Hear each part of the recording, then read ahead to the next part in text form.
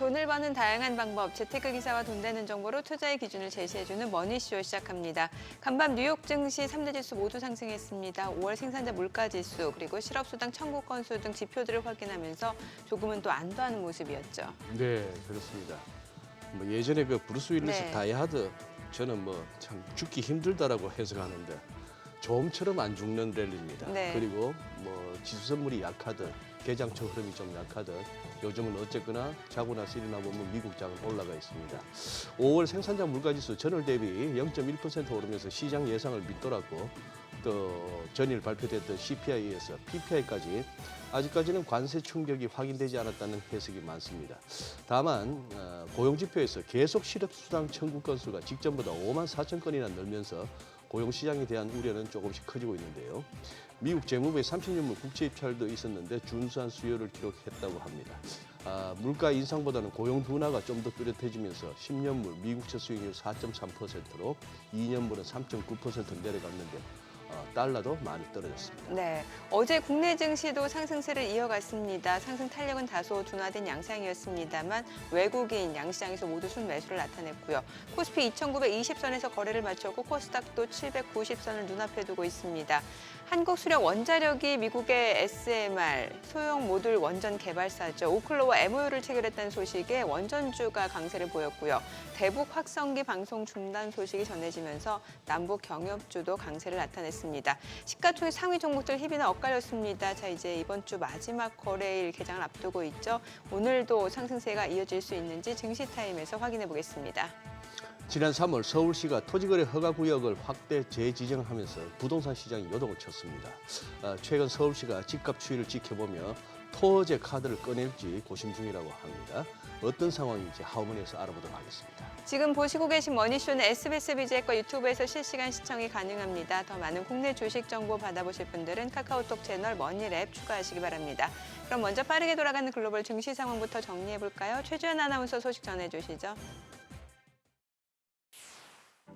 뉴욕 증시는 소비자 물가지수에 이어서 생산자 물가지수에서도 관세 여파가 확인되지 않자 일제히 상승으로 돌아섰습니다.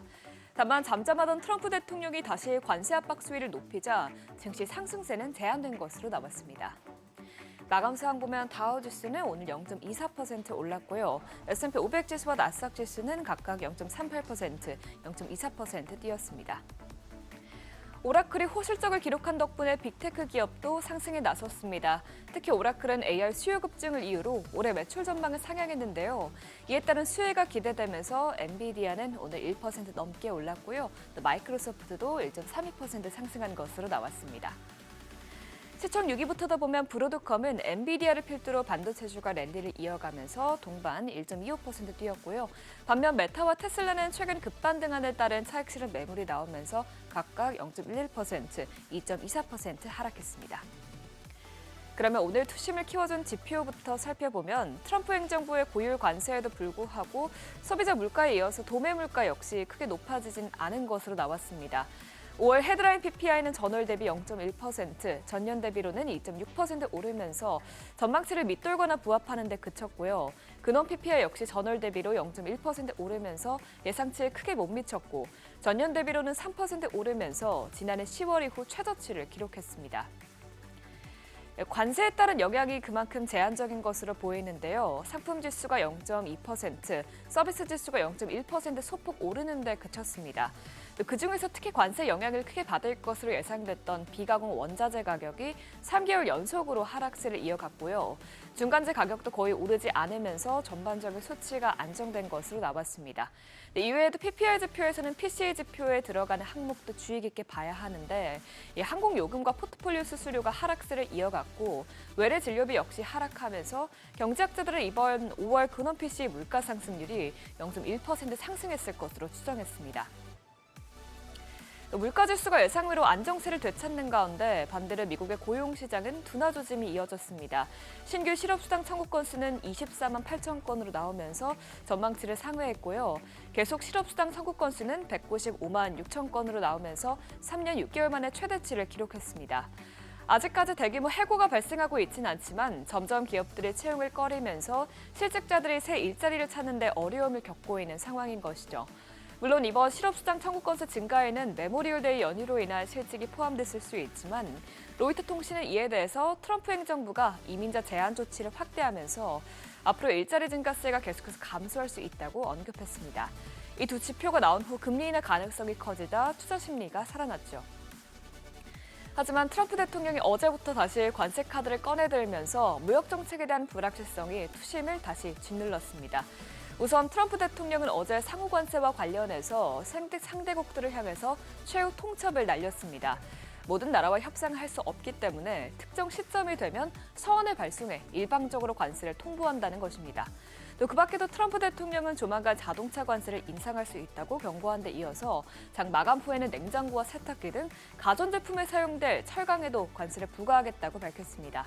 증시에는 악재보다 불확실성이 더 안 좋다고 하는데 전문가들은 트럼프의 발언이 나온 후 여전히 무역 협상이 어떻게 전개될지에 대한 불확실성이 남아있다면서 명확한 결론이 나오기 전까지 증시가 지속적인 돌파를 하기에는 어려워 보인다고 설명했습니다. 간밤 나온 미국의 물가지표와 고용지표가 모두 연준의 금리 인하를 가리키자 국채금리는 오늘도 하락세를 보였습니다.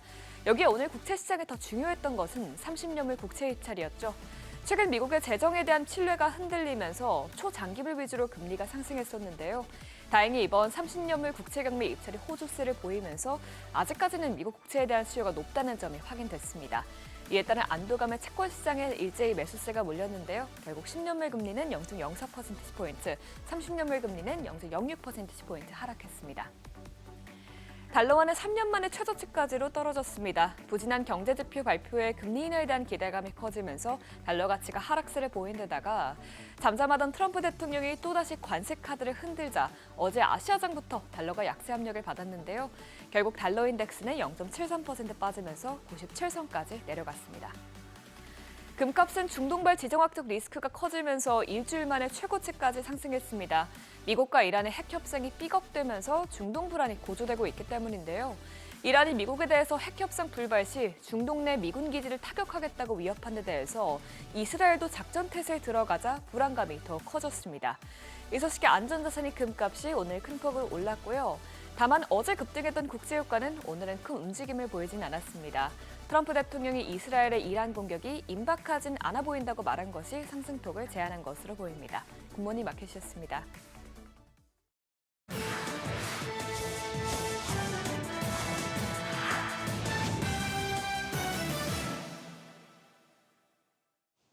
외신이 주목한 주요 이슈들 짚어보겠습니다. 먼저 블룸버그 통신입니다. 중국 대표 빅테크 텐센트가 국내 최대 게임사인 넥슨 인수를 검토 중이라고 보도했는데요. 거래 규모는 150억 달러, 우리 돈 20조 원 수준이고 인수 가능성을 타진하기 위해 넥슨그룹 창업자인 고 김정주 회장의 유족들과 접촉했다 전했습니다. 다만 넥슨그룹 지주회사인 NXC가 실제 인수안을 얼마나 긍정적으로 살펴보고 있는지, 또 거래 구조는 어떻게 되는지 등은 모두 불확실하다 덧붙였습니다. 앞서 텐센트는 6년 전 넥슨 인수전에 참여하려는 의사를 보였지만 실제 본 입찰에는 참여하지 않았는데요. 최근에는 하이브가 보유하고 있는 2천억 원 규모의 SM 엔터테인먼트 지분 전량을 취득해 2대 주주에 오르는 등 K컬처 흡수에 여념없습니다. 트럼프 대통령이 글로벌 반도체 기업들을 안방인 미국으로 불러들이는 데 혈안이 된 가운데 마이크론이 대미 투자를 대폭 늘리기로 했습니다.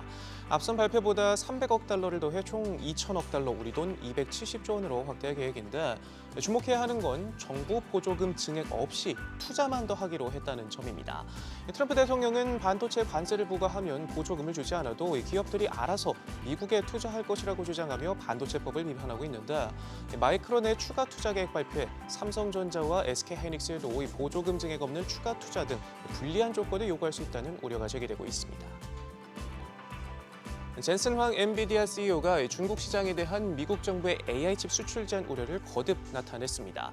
CNBC와의 인터뷰에서 미국의 기술이 중국보다 한 세대 앞서 있다면서도 미국이 AI 반도체에 대한 중국 수출 제한을 계속한다면 화웨이가 세계 2위 경제대국인 중국에서의 입지를 다질 것이다 말했습니다. 그러면서 중국 시장을 장악한 화웨이가 다른 나라들에도 영향을 미칠 것이다. 결국 중국 기술이 승리할 것이다 우려하면서 단기적인 조치들이 장기적으로 의도치 않은 결과를 낳을 수 있다는 점을 유념해야 한다고 강조했습니다. 이란이 미국과 핵 협상을 사흘 앞두고 국제원자력기구가 이란의 핵사체 의무 불이행에 대한 결의안을 채택하자 강하게 반발했습니다. 이란 외무부와 원자력청은 정치적 결의안에 대응할 수밖에 없다며 새 핵 농축 시설을 가동하겠다 맞불 카드를 꺼내들었는데요. 이란이 이처럼 강경한 태도를 보이는 건 서방이 핵 협상에서 이란을 굴복시키려는 의도로 이번 결의안 통과를 주도했다고 보기 때문이고요. 다만 오는 15일 예정된 미국과 핵 협상 6차 회담에는 참석하겠다는 방침입니다. 외신이 주목한 우리 시장 소식도 짚어보죠. 파이낸셜 타임즈의 보도인데요. 코스피가 3년 반 만에 최고치로 오른 것을 두고 새 정부가 거버넌스 개혁을 이끌며 주식 평가 가치가 상승하리라는 기대가 반영됐기 때문이라고 분석했습니다. 신문은 코스피 주가 순자산 비율이 0.84배까지 떨어지는 등 한국의 역대 대통령들이 상장사의 낮은 평가 가치, 이른바 코리아 디스카운트 해결을 약속했지만 별다른 성과가 없었다면서 자본시장 개혁이 최우선 정치 의제로 떠올랐다고 설명했습니다. 그러면서 여당이 추진 중인 상법 개정안이 미국과의 무역 협상 타결 기대 등에 더해 새로운 모멘텀이 될 것으로 봤고요. 다만 이 같은 정책 추진이 강력한 대기업들의 반대에 부딪히고 있다면서 이재명 대통령의 공약처럼 코스피가 현실적으로 5천에 도달할 수 있을지 의구심도 나오고 있다고 덧붙였습니다. 일본 정부가 인재 모시기에 팔을 걷어붙였습니다. 트럼프 행정부의 예산 삭감 등을 계기로 미국을 떠나려는 영번을 유치하기 위해서 최소 1억 엔 규모의 긴급 정책 패키지를 논의 중인데요. 앞서 당국은 트럼프 행정부의 외국인 학생 등록 차단 조치로 학업을 중단하는 하버드대 유학생이 발생할 경우 일본 내 대학 수용 등 지원 방안을 검토하라고 대학에 요청하기도 했습니다. 이에 리온게제의 신문은 미국을 떠나려는 우수한 인재를 노리고 각국이 경쟁하고 있는 상황이라며 일본 정부가 박사급 우수 인재를 유치해 대학 연구 수준을 끌어올리기 위해 노력하고 있다고 짚었습니다. 지금까지 글로벌 비즈였습니다. 어제장에서 이슈가 있었던 업종 살펴보는 기업 이슈 시간입니다. 먼저 원자력 발전 관련주가 강하게 시세 분출했습니다. 최근 관련 호재들이 많이 들려왔는데요. 먼저 한국수력 원자력을 중심으로 한 팀코리아가 체코 신규 원전 건설 사업에 최종 계약을 체결하고 첫 유럽 원전 수출에 나서면서 좋은 스타트를 끊었습니다.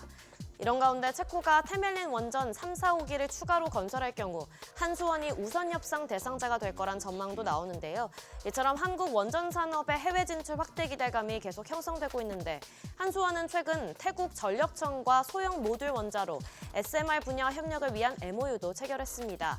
한수원은 지난달엔 오클로와도 SMR 기술 개발을 위한 MOU를 체결했는데 어제 오클로가 미국 공군기지와 원전 설치 계약이 진전되고 있다는 소식이 전해지면서 우리 관련주도 날아올랐습니다. 마감 상황 보면 한전기술 26% 가까이 시세 분출했고요. 한전산업 18.76%, G2파워도 16% 가까이 올랐고 한전 KPS 14% 가까이 시세 분출했고요. 태웅도 13% 넘게 상승 마감했습니다. 우리군이 지난 1년간 이어온 대북 확성기 방송을 어제 오후부터 전면 중지했습니다. 대북 전단 살포 중단 요청에 이어 대북 확성기 방송까지 중지하면서 남북 간 긴장 완화 조치가 잇따라 이뤄졌는데요. 그리고 이에 호응해서 북한도 대남 소음 방송을 멈춘 것으로 보입니다. 어제 합동참모본부는 11일 밤 11시 넘어서까지는 소음 방송이 청취됐으나 12일 0시 이후부터는 전 지역에서 들리지 않는다고 밝혔는데요.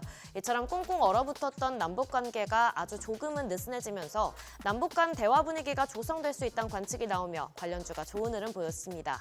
마감 상황 보면 남광토건이 15% 가까이 올랐고 인디에프 12.67%, 조비 9.7%, 신원도 8.21% 시세 분출했고요. 한국석유도 8% 가까이 상승 마감했습니다. 미국과 이란의 핵 협상이 삐걱대면서 중동 불안이 고조되고 있습니다.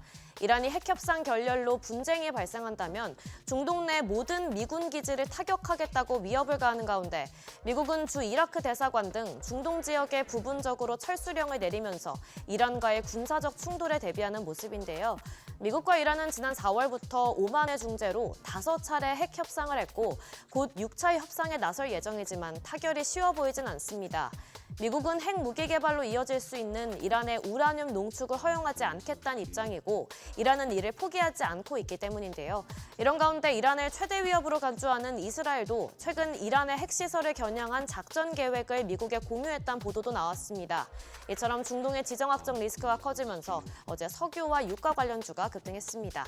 마감 상황 보면 중앙에너비스 25% 넘게 시세 분출했고요. 흥구석유 11.53%, 한국석유도 8% 4% 가까이 뛰었고 남해화학 5.16%, 코오롱글로벌도 4% 넘게 상승으로 마감했습니다. 마지막으로 테슬라 훈풍이 불면서 오랜만에 2차 전지도 일제히 상승세 보였습니다. 일론 머스크 테슬라 CEO가 22일부터 텍사스 오스틴에서 로보택시 시험 운행에 들어간다고 밝혔는데요. 당초 12일로 알려진 날짜에서 다소 미뤄지긴 했지만 머스크 CEO는 본인의 생일인 28일엔 직접 로보택시에 탑승하겠다고 말하면서 로보택시에 대한 확신을 보여줬습니다. 이처럼 관련 기술력이 부각되면서 관련주에 기대감이 몰린 것으로 풀이되는데요. 또한 최근 테슬라 주가를 끌어내렸던 머스크 CEO와 트럼프 대통령 간의 갈등도 머스크 CEO가 자신의 행동에 관해 후회를 표명하고 이를 트럼프 대통령이 받아들이면서 일단락될 것으로 보이죠. 이 역시 우리 2차 전지주의 상승 촉매제로 작용한 것으로 보입니다. 마감 상황 보면 신성 델타테크 22% 넘게 시세 분출했고요. 나인테크도 10.55% 상승세 보였고 DSK 8.2%, 미코 7.93%, 천보도 7% 가까이 강세 보였습니다. 지금까지 기업 이슈 전해드렸습니다.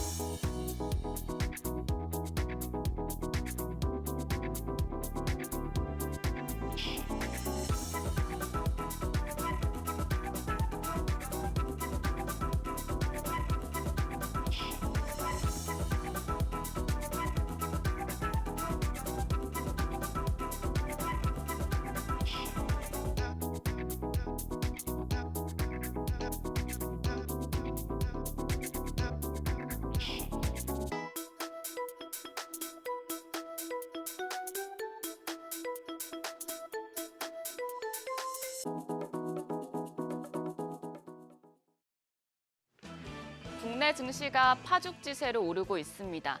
어제까지 7거래일 연속 상승하며 코스피 2,920선, 이제는 3,000피까지 딱 80포인트 정도 남았습니다. 조정이 나오기 쉬운 구간이지만 증권가에서 올해 코스피 전망치를 3,000선 위로 상향 조정하고 있습니다. KB증권 내년 상반기까지 3,240을 전망했고요. 한국투자증권과 NH투자증권, IBK투자증권, 골드만삭스까지 코스피 상단을 3,100으로 높여 잡았습니다. 그리고 유진투자증권과 대신증권도 3,000피까지 바라보고 있습니다. 증권가에서는 3,000피를 내다보지만 투자자들은 반신반의하는 분위기입니다. 기대를 해야 할까요? 우려를 해야 할까요? 어제장 복귀하면서 오늘장 투자 포인트 짚어보겠습니다. 어제 코스피는 0.5% 올라 2,920선, 41개월 만에 가장 높은 수준을 기록했습니다. 코스닥도 0.4% 상승해 789선이었습니다. 시장 우려와 달리 관세와 물가에 대한 영향은 제한적이었습니다. 지수를 끌어올린 건 역시 외국인이었습니다. 어제 유가증권 시장에서 4,100억 원 가까이 순매수하면서 7거래일 연속 사자 포지션을 이어갔습니다. 기관이 2,400억 원 가까이 팔자 포지션 취했는데 다만 연기금은 2,000억 원 가까이 대규모 매수세를 붙였습니다. 다만 개인들은 1,800억 원어치 순매도하면서 차익 실현에 나서는 분위기였습니다. 코스닥 시장에서는 메이저 수급 주체 양매도가 나왔습니다. 외국인과 기관이 팔아낸 반면 개인 투자자들은 400억 원 가까이 순매수했습니다. 시총 상위 종목단에선 차별화가 나타났습니다. 코스피 어제는 반도체와 금융 대표주가 하락했고 2차 전지와 방산, 자동차주가 상승했습니다. SK하이닉스는 장중에 저항을 받으면서 하락 전환되더니 결국엔 1.87% 내렸고요. 반면 LG에너지솔루션은 4% 가까이, 한화에어로스페이스가 5.3% 강세를 기록했습니다. 코스닥 시총 상위 종목단은 전반적으로 좋았습니다. 리가캠바이오 딱 한 종목만 0.5% 약세였고 나머지 9개 종목 모두 상승부를 키면서 마감했는데요. 에코프로가 2.7% 올라서 상승폭이 가장 컸고요. 그밖에 레인보우 로보틱스와 휴젤, 클래시스 등도 2% 가까이 상승했습니다. 환율은 다시 크게 내렸습니다. 정기장 마감 시간 달러 기준 16원 30전 급락해서 1,358원 70전에 거래를 마쳤습니다. 최근 엄청난 변동성을 보이고 있는데요. 어제는 미국의 물가 상승 우려가 완화된 데다 외국인들이 주식을 순매수한 영향을 받았습니다. 환율 야간 거래에서는 낙폭을 소폭 확대했습니다. 간밤 미국의 달러화 가치가 3년여 만에 최저치까지 내려가면서 환율도 영향을 받았습니다. 여기에 차익결제 선물원 시장에서 환율 1,355원 20전이었습니다. 오늘도 외환시장 약세로 출발하겠는데요. 1,350원 초반까지 떨어지면서 시장에 어떤 영향을 미칠지 확인이 필요합니다. 따끈따끈한 섹터별 리포트 정리해드립니다. 증권과 원전 섹터에 대한 긍정적인 보고서가 나왔습니다. 우선 한국투자증권은 증권주에 대해서 비중 확대 의견을 유지하면서 추천 종목들의 목표 주가를 높였습니다. 한국투자증권은 국내 주식시장 일평균 거래대금 추정치를 23조 2천억 원으로 34% 상향했습니다. 그러면서 증권업종은 연초 이후에 업종 지수가 70% 상승했음에도 커버리지 4개사의 밸류에이션이 여전하다고 분석을 했습니다. 정책 호재와 자본시장 강세로 브로커리지와 트레이딩, 기업금융 관련 이익 모멘텀도 지속되고 있다고 진단했습니다. 탑픽으로는 키움증권을 꼽으면서 목표 주가를 23만 5천 원으로 27% 높였고요. 삼성증권과 NH투자증권도 각각 7만 8천 원, 2만 1,500원으로 20%, 19% 상향 조정했습니다. 한편 삼성증권은 원전주에 대한 긍정적인 보고서를 냈습니다.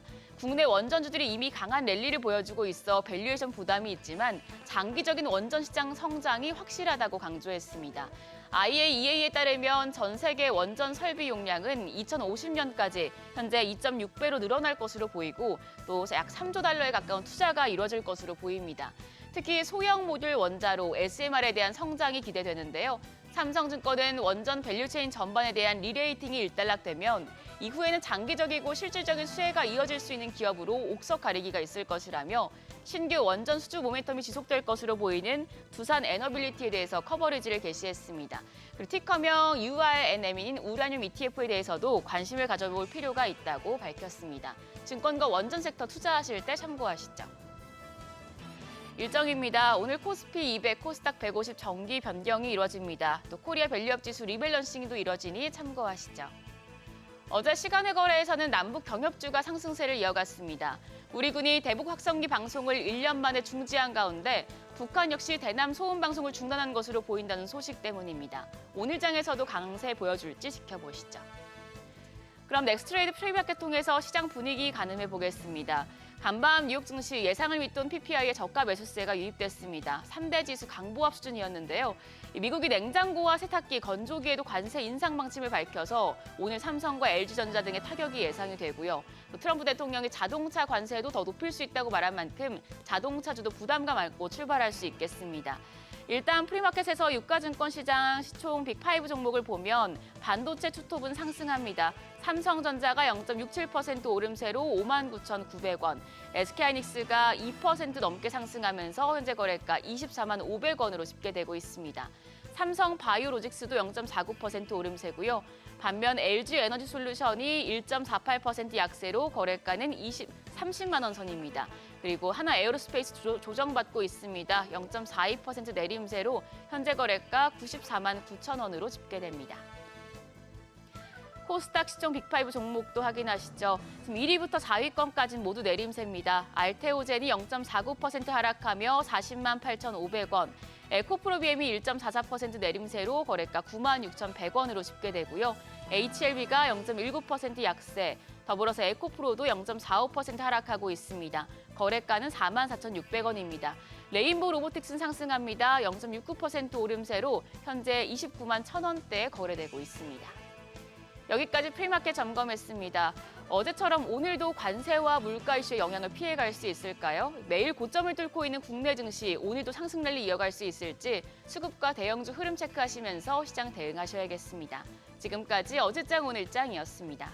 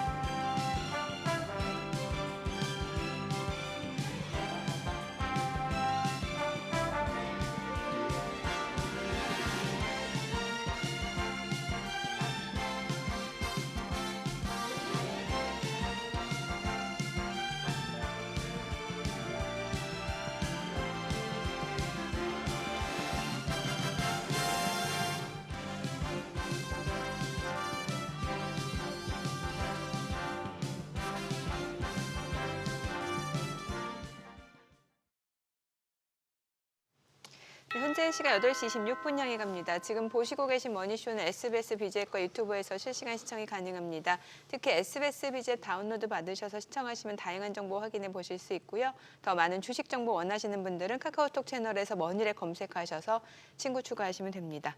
제가 매일같이 이렇게 전해드리는데 우리 시청자분들은 이제 다들 아실 것 같아요. 그렇죠. 예. 그래요. 가끔씩 들어가 보시죠, 머니랩. 아 그럼요. 예. 그래. 근데 이게 그렇습니다. 이게 돈 안 내고 보는 거에서 너무 큰 기대를 하시면 안 되는데. 근데 문제는 대한민국 증시에서 이 바닥에서 또 돈 내고 뭘 해가지고 네. 성공하시는 비율하고 좀 이렇게 곤혹스러워 하시는 분들이 제가 봐서는 반반입니다. 결국 뭐 투자에 있어서 최종 예, 판단은 예. 각자 그런 선택하기 것 같아요. 나름이기 때문에 타이밍의 문제고. 네. 아니 뭐 저는 조금 이런 풍토가 좀 문제가 있다고 보는데 아마 우리 시청자분들께서도 이런저런 이제 매체를 통해서 보시니까 무슨 뭡니까 저 다양한 우리 증시에서 뭐 전략가가 됐건 운영하는 사람이 됐건 그런데 어쩌면 AI 합니다만 그래서 그런가 봐요. 똑같은 멘트인데 문제는 그 사람의 목소리를 흉내내더라고요. 제 말씀은 뭐냐 하면은 다른 기존에 네. 이제 유튜브에 보면은 네. 뭐 쉽게 말씀드릴게요. 네. 무슨 저기 박세익 대표라든지 네. 여러분들이 잘 아시는 무슨 염성환 이사라든지 뭐 존리 같은 분들이 네. 뭐 아니면 뭐 배터리 아저씨로 유명한 박모라든지 네. 네. 어디 있으니까 방송했던 그 화면인데 입 모양하고 멘트가 다른데 요 멘트는 다 똑같아요. 네. 네. 왜 저희 단톡방에 들어오시면은 아. 다들 탈퇴 안 하시는지 똑같은 멘트가 나오길래 네.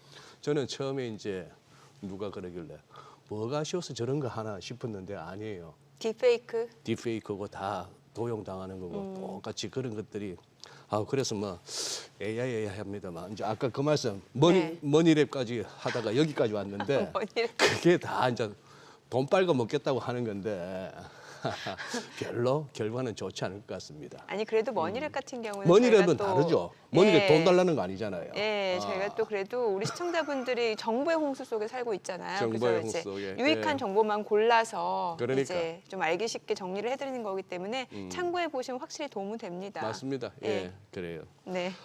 그냥 바로 모셔볼게요. 예, 예, 예, 예. AI 하니까. 자, AI, 블루닷 AI AI. 연구센터 강정수 센터장님 함께합니다. 어서 오세요. 어서 오세요. 안녕하세요. 강고사님. 네. 이마에 AI라고 쓰여 있으신 분 오랜만에 또 나와주셨습니다. 네, 맞습니다. 저기 간밤 뉴욕 증시도 한번 우리 또 강 센터장님의 또 시황도 저도 굉장히 매력적인데 네. 간밤 뉴욕 증시 시황 말씀하시다 보면은 결국 이 오라클 얘기도 좀 해야 될 건데 일단 시황부터 한번 말씀해 주시죠. 저는 네. 큰 기대를 안 하고 뭐 잠을 자서 그런지 몰라도 아침에 새벽에 일어나서 이렇게 쑥 보니까 예. 우선은 자동차 관련된 아, 맞아요. 주가들이 많이 예, 떨어졌죠. 예. 아무래도 그러니까요. 트럼프 관세가 예.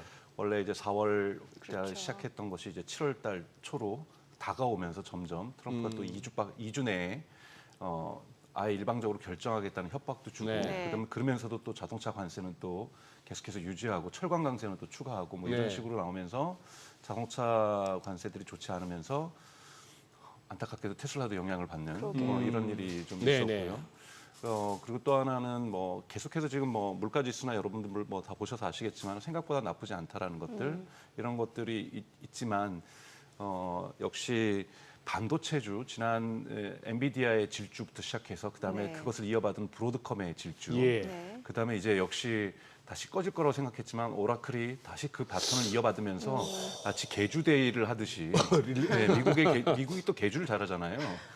육상 개주를 잘하듯이 이 아주 바톤 터치가, 그렇죠. 네. 엔비디아가 딱 브로드컴에 터치해 주니까 이 브로드컴이 자 이제 네. 오라클 받아. 예, 그러면서 맞아요. 오라클이 이렇게 네. 치고 나가는 이런 모습들을 보여주면서 예. 전체적으로 2024년 가을과 겨울에 있었던 AI가 한풀이 꺾이고 있다라는 것들을 올해 계속해서 그걸 극복해내면서 트럼프 정부의 어떤 관세 정책에도 또 대중국 어떤 수출의 어떤 제약 속에서도 계속해서 지금 AI에 관련된 인프라스트럭처 관련된 이러한 것들이 건실하게 계속해서 성장하고 있다라는 것들을 다시 한번 확인할 수 있었던 장이 아니었나 싶고요.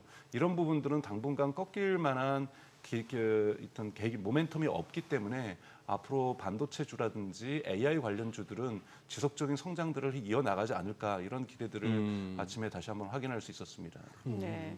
그럼 구체적으로 그 오라클 이슈도 좀 얘기를 해주세요. 네. 이제 브로드컴에서 바통을 이어받은 오라클. 네, 그러니까 오라클 같은 경우에는 이제 데이터 센터를 이제 계속해서 짓고 있는 거고 여러분 아시는 것처럼 트럼프 행정부 출범하자마자 오픈 AI라든지 소프트뱅크하고 함께 이 스타게이트 프로젝트를 시작하겠다는 얘기도 했었고요. 지금까지는 중심은 구글이라든지 아마존이라든지 마이크로소프트 중심의 데이터 센터들이 많이 지어지고 있었다라면 이런 분들은 글로벌 플레이어로서 지금까지는 원래부터 클라우드 서비스를 했던 거고 오라클은 좀 클라우드에서 후발주자라고 볼 수가 있습니다. 후발주자에서 자체 데이터 센터에서의 기업들과에서의 데이터베이스를 판매하고 온프라미스를 좀 주로 제공을 많이 했었다라면 이제 오라클도 클라우드로 전환하면서 AI 관련 투자들을 갖다가 증폭시키고 있는데 오라클에는 전통 고객들이 있습니다. 즉 과거부터 오라클과 함께 클라우드 서비스는 아니지만 온프레미스라고 하는 것은 기업의 데이터 센터를 지원해 주는 거였는데요. 이런 고객들과의 끈끈한 관계 속에서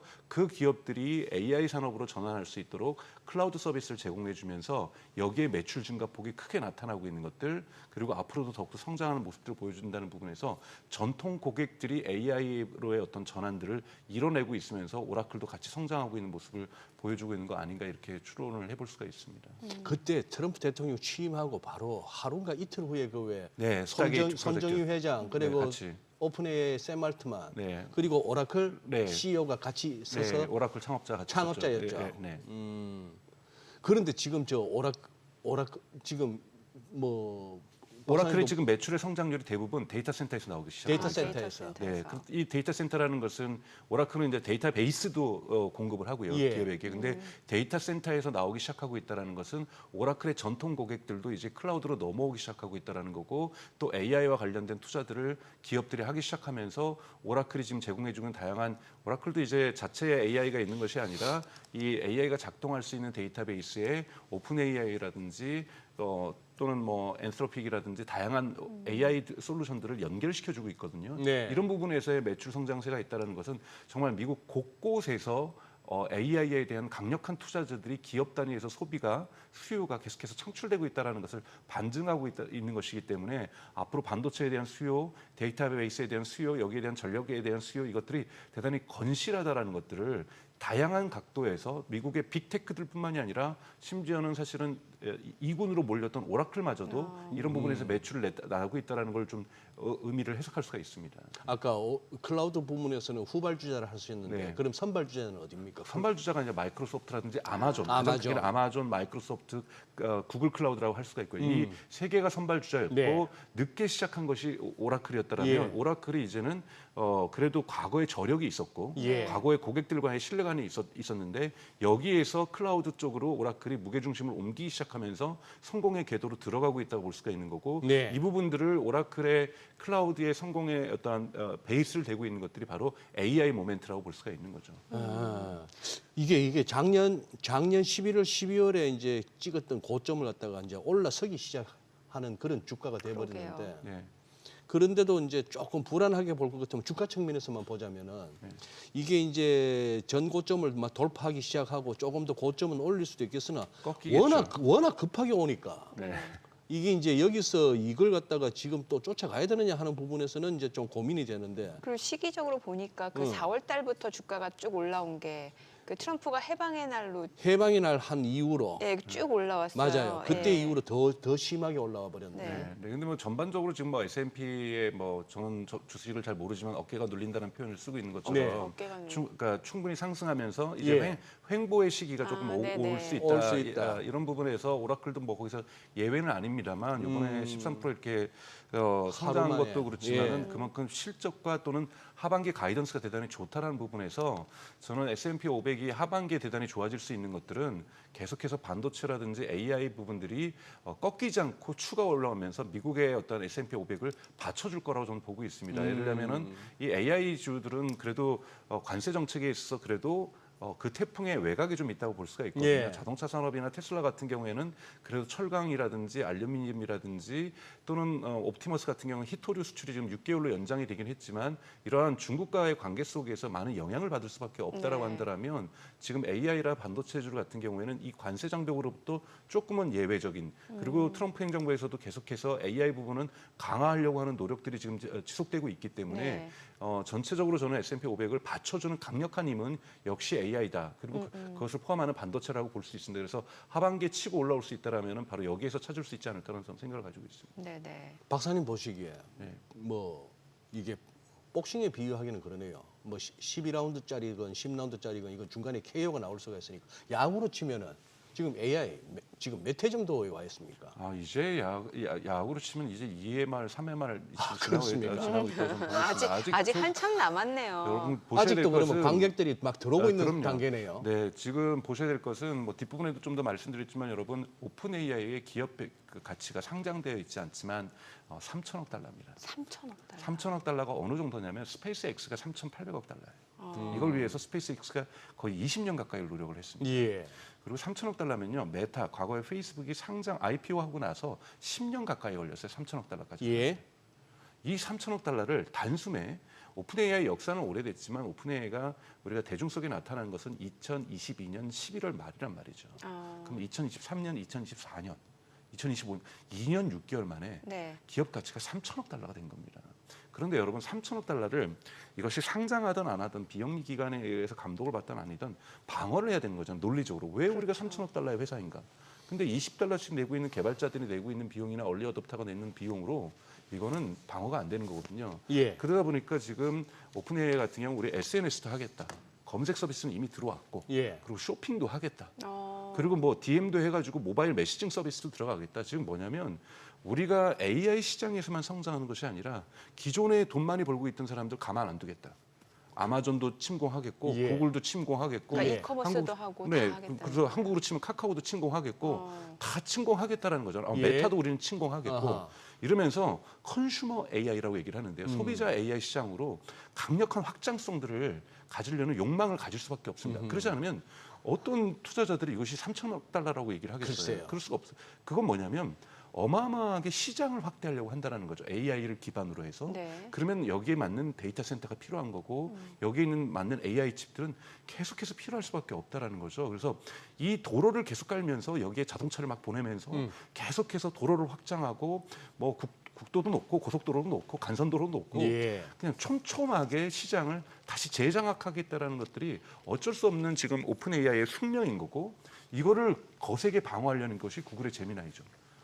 우리도 무조건 결사항전으로 예. 좀 이따 말씀도 그것도 드리겠지만 결사항전으로 지금 오픈 AI 확장을 막으려고 하는 것이 오픈 AI인 거, 구글인 거죠. 네. 근데 구글이 AI 경제에다 찬불을 끼얹으면서 오픈 AI 공세를 막으려는 게 아니라 아예 더 불을 질러서 우리가 더 큰 불을 질러서 이 AI 이 컨슈머 시장, 소비자 시장에서 AI의 서비스들을 확장시키겠다. 이번에 구글이 예를 들면은 바이폼이라는 기능을 공개했거든요. 이 바이폼이가 뭐냐면 나를 대신해서 쇼핑을 해주는 거예요. 그러니까 예를 들면 제가 유튜브 보다가 어제 먹었던 마라탕 좀 주문해놔. 그러면 얘가 AI에 가서 주문해 놓고요. 그리고 주말에 내가 장을 아직 안 봤네. 주말에 그냥 지난주하고 똑같이 장 봐라. 그러면 가서 쿠팡이나 마켓컬리 가서 지난 주말하고 똑같이 사가지고 배송까지 시켜놓습니다. 그 에이전트 AI. 네, 그것이 지금 구글에서 이번에 전면적으로 공개를 한 거거든요. 지금. 네, 그래서 지금 미국에서 서비스를 시작하고 있는 거고요. 지금 구글이 온통에서 난리가 났습니다. 그게 바이폼이요? 예, 바이폼이 나를 대신해서 예. 사준다는 거죠. 예를 들면 지금 구글 같은 경우에도 무료 서비스로 제미나이 라이브를 한국에도 공개를 했거든요. 네. 그럼 이제 카메라가 작동이 됩니다. 지금 해주시는 거예요? 그러면서 제가 지금 내가 어디에 있는 것 같아?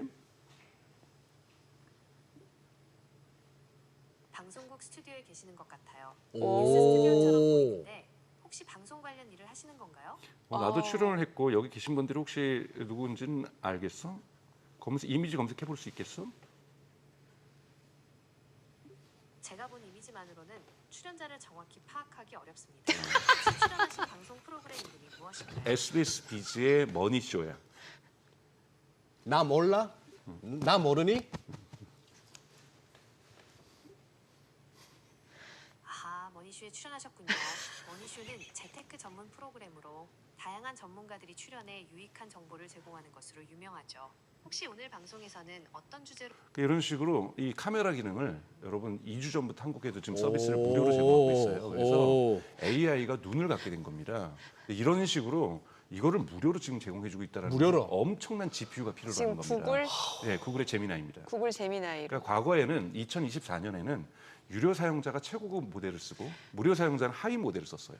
그러나 2025년부터는 유료 사용자나 무료 사용자나 똑같은 상위 모델을 쓰고 유료 사용자는 돈을 내는 사람들은 좀 무한대로 쓰고 그리고 무료 사용자는 제한적으로 쓰는 거죠. 근데 무료 사용자도 똑같은 체험을 하게 되는 거죠. 네. 그러네요. 그렇게 되면 지금 빠른 속도로 무료 사용자가 늘어나고 있고 그들에게 모든 GPU를 다 돼야 되는 거고 그들에게 인프라스트럭처를 다 만들어내기 위해서는 정말 방대한 규모의 데이터 센터와 이러한 인프라스트럭처가 필요하게 된 거죠.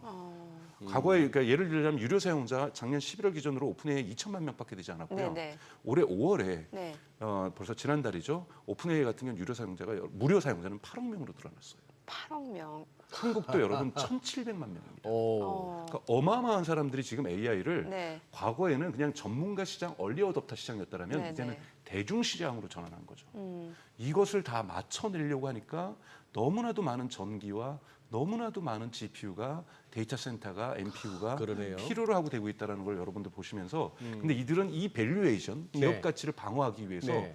그냥 가만히 있으면서 전문가들과 함께 가는 것이 아니라 네. 정말 저희 어머니부터 저희 조카들까지 예. 다 쓰게 들어오게 해야 된다라는 거고 대단히 공세적으로 전환할 거라는 거고 공세적으로 전환하기 위해서 정말 방대한 칩 수요와 데이터 센터 수요를 가져갈 거기 때문에 전 하반기에도 미국에서의 반도체주와 미국에서의 이러한 데이터 센터에 관련된 기업들, AI와 관련된 들은 성장할 수밖에 없다. 왜?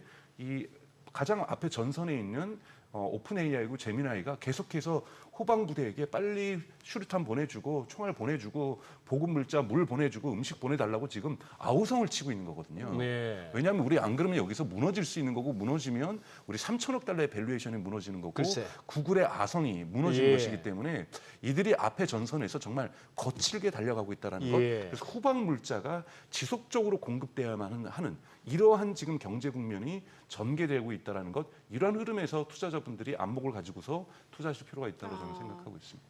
지금 강 박사님 말씀 들으면서 이제 드는 생각 중에 하나가 이제 거기서부터 시작하신 논지인데 오픈 AI의 시총이 한 3천억 달러, 거의 한 20년 달려온 스페이스X의 시총과 맞먹는다. 네. 그것도 2년여 만에. 네. 그러면 이 3천억 달러, 3천억, 3조, 30조, 300조, 3천 한 400조 우리 돈으로 한 400조 정도 되는 시총. 네.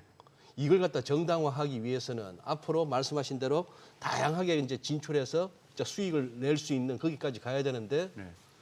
그 부분에서 실패하면은 결국 2000년 닷컴 버블 무너지듯이 옵니다. 주가가 무너지는 것이고 그렇죠. 무너집니다. 그것이 이제 현실화될 것 같으면 지금의 주가가 정당화되는 것이고 그렇죠. 그러기 위해서는 정말 거칠게 표현하면 개걸스럽게 모든 걸 먹어치우려고 할 겁니다. 개걸스럽게 여러 산업에 걸쳐서 다. 그래서 모바일 메시징 서비스도 네. 들어가고 SNS도 들어가고 어떤 건 실패할 수도 있어요. 근데 네. 검색 서비스는 이미 어느 정도 안정이 되고 네. 있고 네. 쇼핑 서비스 들어가고 있는 거고요. 그래서 미국 같은 경우는 벌써 페이팔하고 연결이 돼서 오픈 AI 챗GPT로 물건 구매해서 배송까지 시켜줍니다. 아 그래요. 네. 이런 식으로 지금 모든 곳에 들어가고 있는 거고 여기 광고도 들어올 거예요. 네. 그러면 진짜 이제 미국에서 뭐 아마존이라든지 우리나라에서 쿠팡 같은 경우는 조금 위협스러운 상황이 그렇죠. 근데 아마존도 그래서 바이포미를 준비했고요. 예. 그리고 쿠팡도 지금 AI 준비를 시작을 하고 아. 있고 그래서 여러분 곧 쿠팡도 AI를 공개를 할 거고요. 네네. 또 이해진 의장이 지난주에 샌프란시스코에서 했던 연설이 대단히 중요합니다. 이해진 의장이 네이버를 사실은 쇼핑 중심으로 방향을 완전히 틀어버렸거든요. 네. 쇼핑 중심으로 네, 그래서 네. 쿠팡하고 전면전 선언을 한 거고요. 예. 그래서 포시마크도 미국에 있는 중고거래, 우리 식으로 하면 당근마켓 같은 것이죠. 네네. 이런 부분을 뭐 2년 전에 매수를 했고요. 그리고 이번에 샌프란시스코에서 미국 기업들에게 투자한 기업들은 다 쇼핑과 관련된 곳이에요. 아. 그러면서 네이버 스토어를 지금 독립적인 앱으로 분리시켰잖아요. 그거는 네. 네이버 앱에 전통적인 네이버 앱에 트래픽이 좀 빠져도 괜찮다는 거예요. 그러니까 스토어 하실 분들은 그냥 네이버 가서 스토어 다시 한번 건너뛰지 말고 바로 스토어 앱 쓰셔라. 아. 그리고 스토어 앱 들어가시고 보면 AI 기능이 대단히 다양하게 점령되어 예, 있어요. 예. 네네. 그러니까 즉 네이버 정보 검색에는 AI가 별로 없는데요. 네. 네이버 스토어에는 AI가 많은 기능이 들어가 있어요. 그러니까 즉 자원이 제한된 자원을 네이버는 총력을 기울여서 스토어에 집어넣고 있는 거고 총력을 다해서 쿠팡을 이기겠다는 지금 전략을 내세우고 있는 거고 쿠팡 또한 지금 AI 부분이라든지 다양한 걸로 다시 한번 방어 전선을 구축하고 있다는 거죠. 그래서 한국은 AI의 전선이 흔히 말하는 챗GPT나 제미나이처럼 일반적인 서비스가 아니라 쇼핑에서 AI가 불꽃 전쟁을 펼치는 이런 식으로 지금 이 경쟁 구도가 네네. 재편되고 있다는 것. 아직까지 한국은 자원이 많지 않기 때문에 네네. 모든 것을 커버하는 이런 네. AI보다는 쇼핑 AI 이쪽으로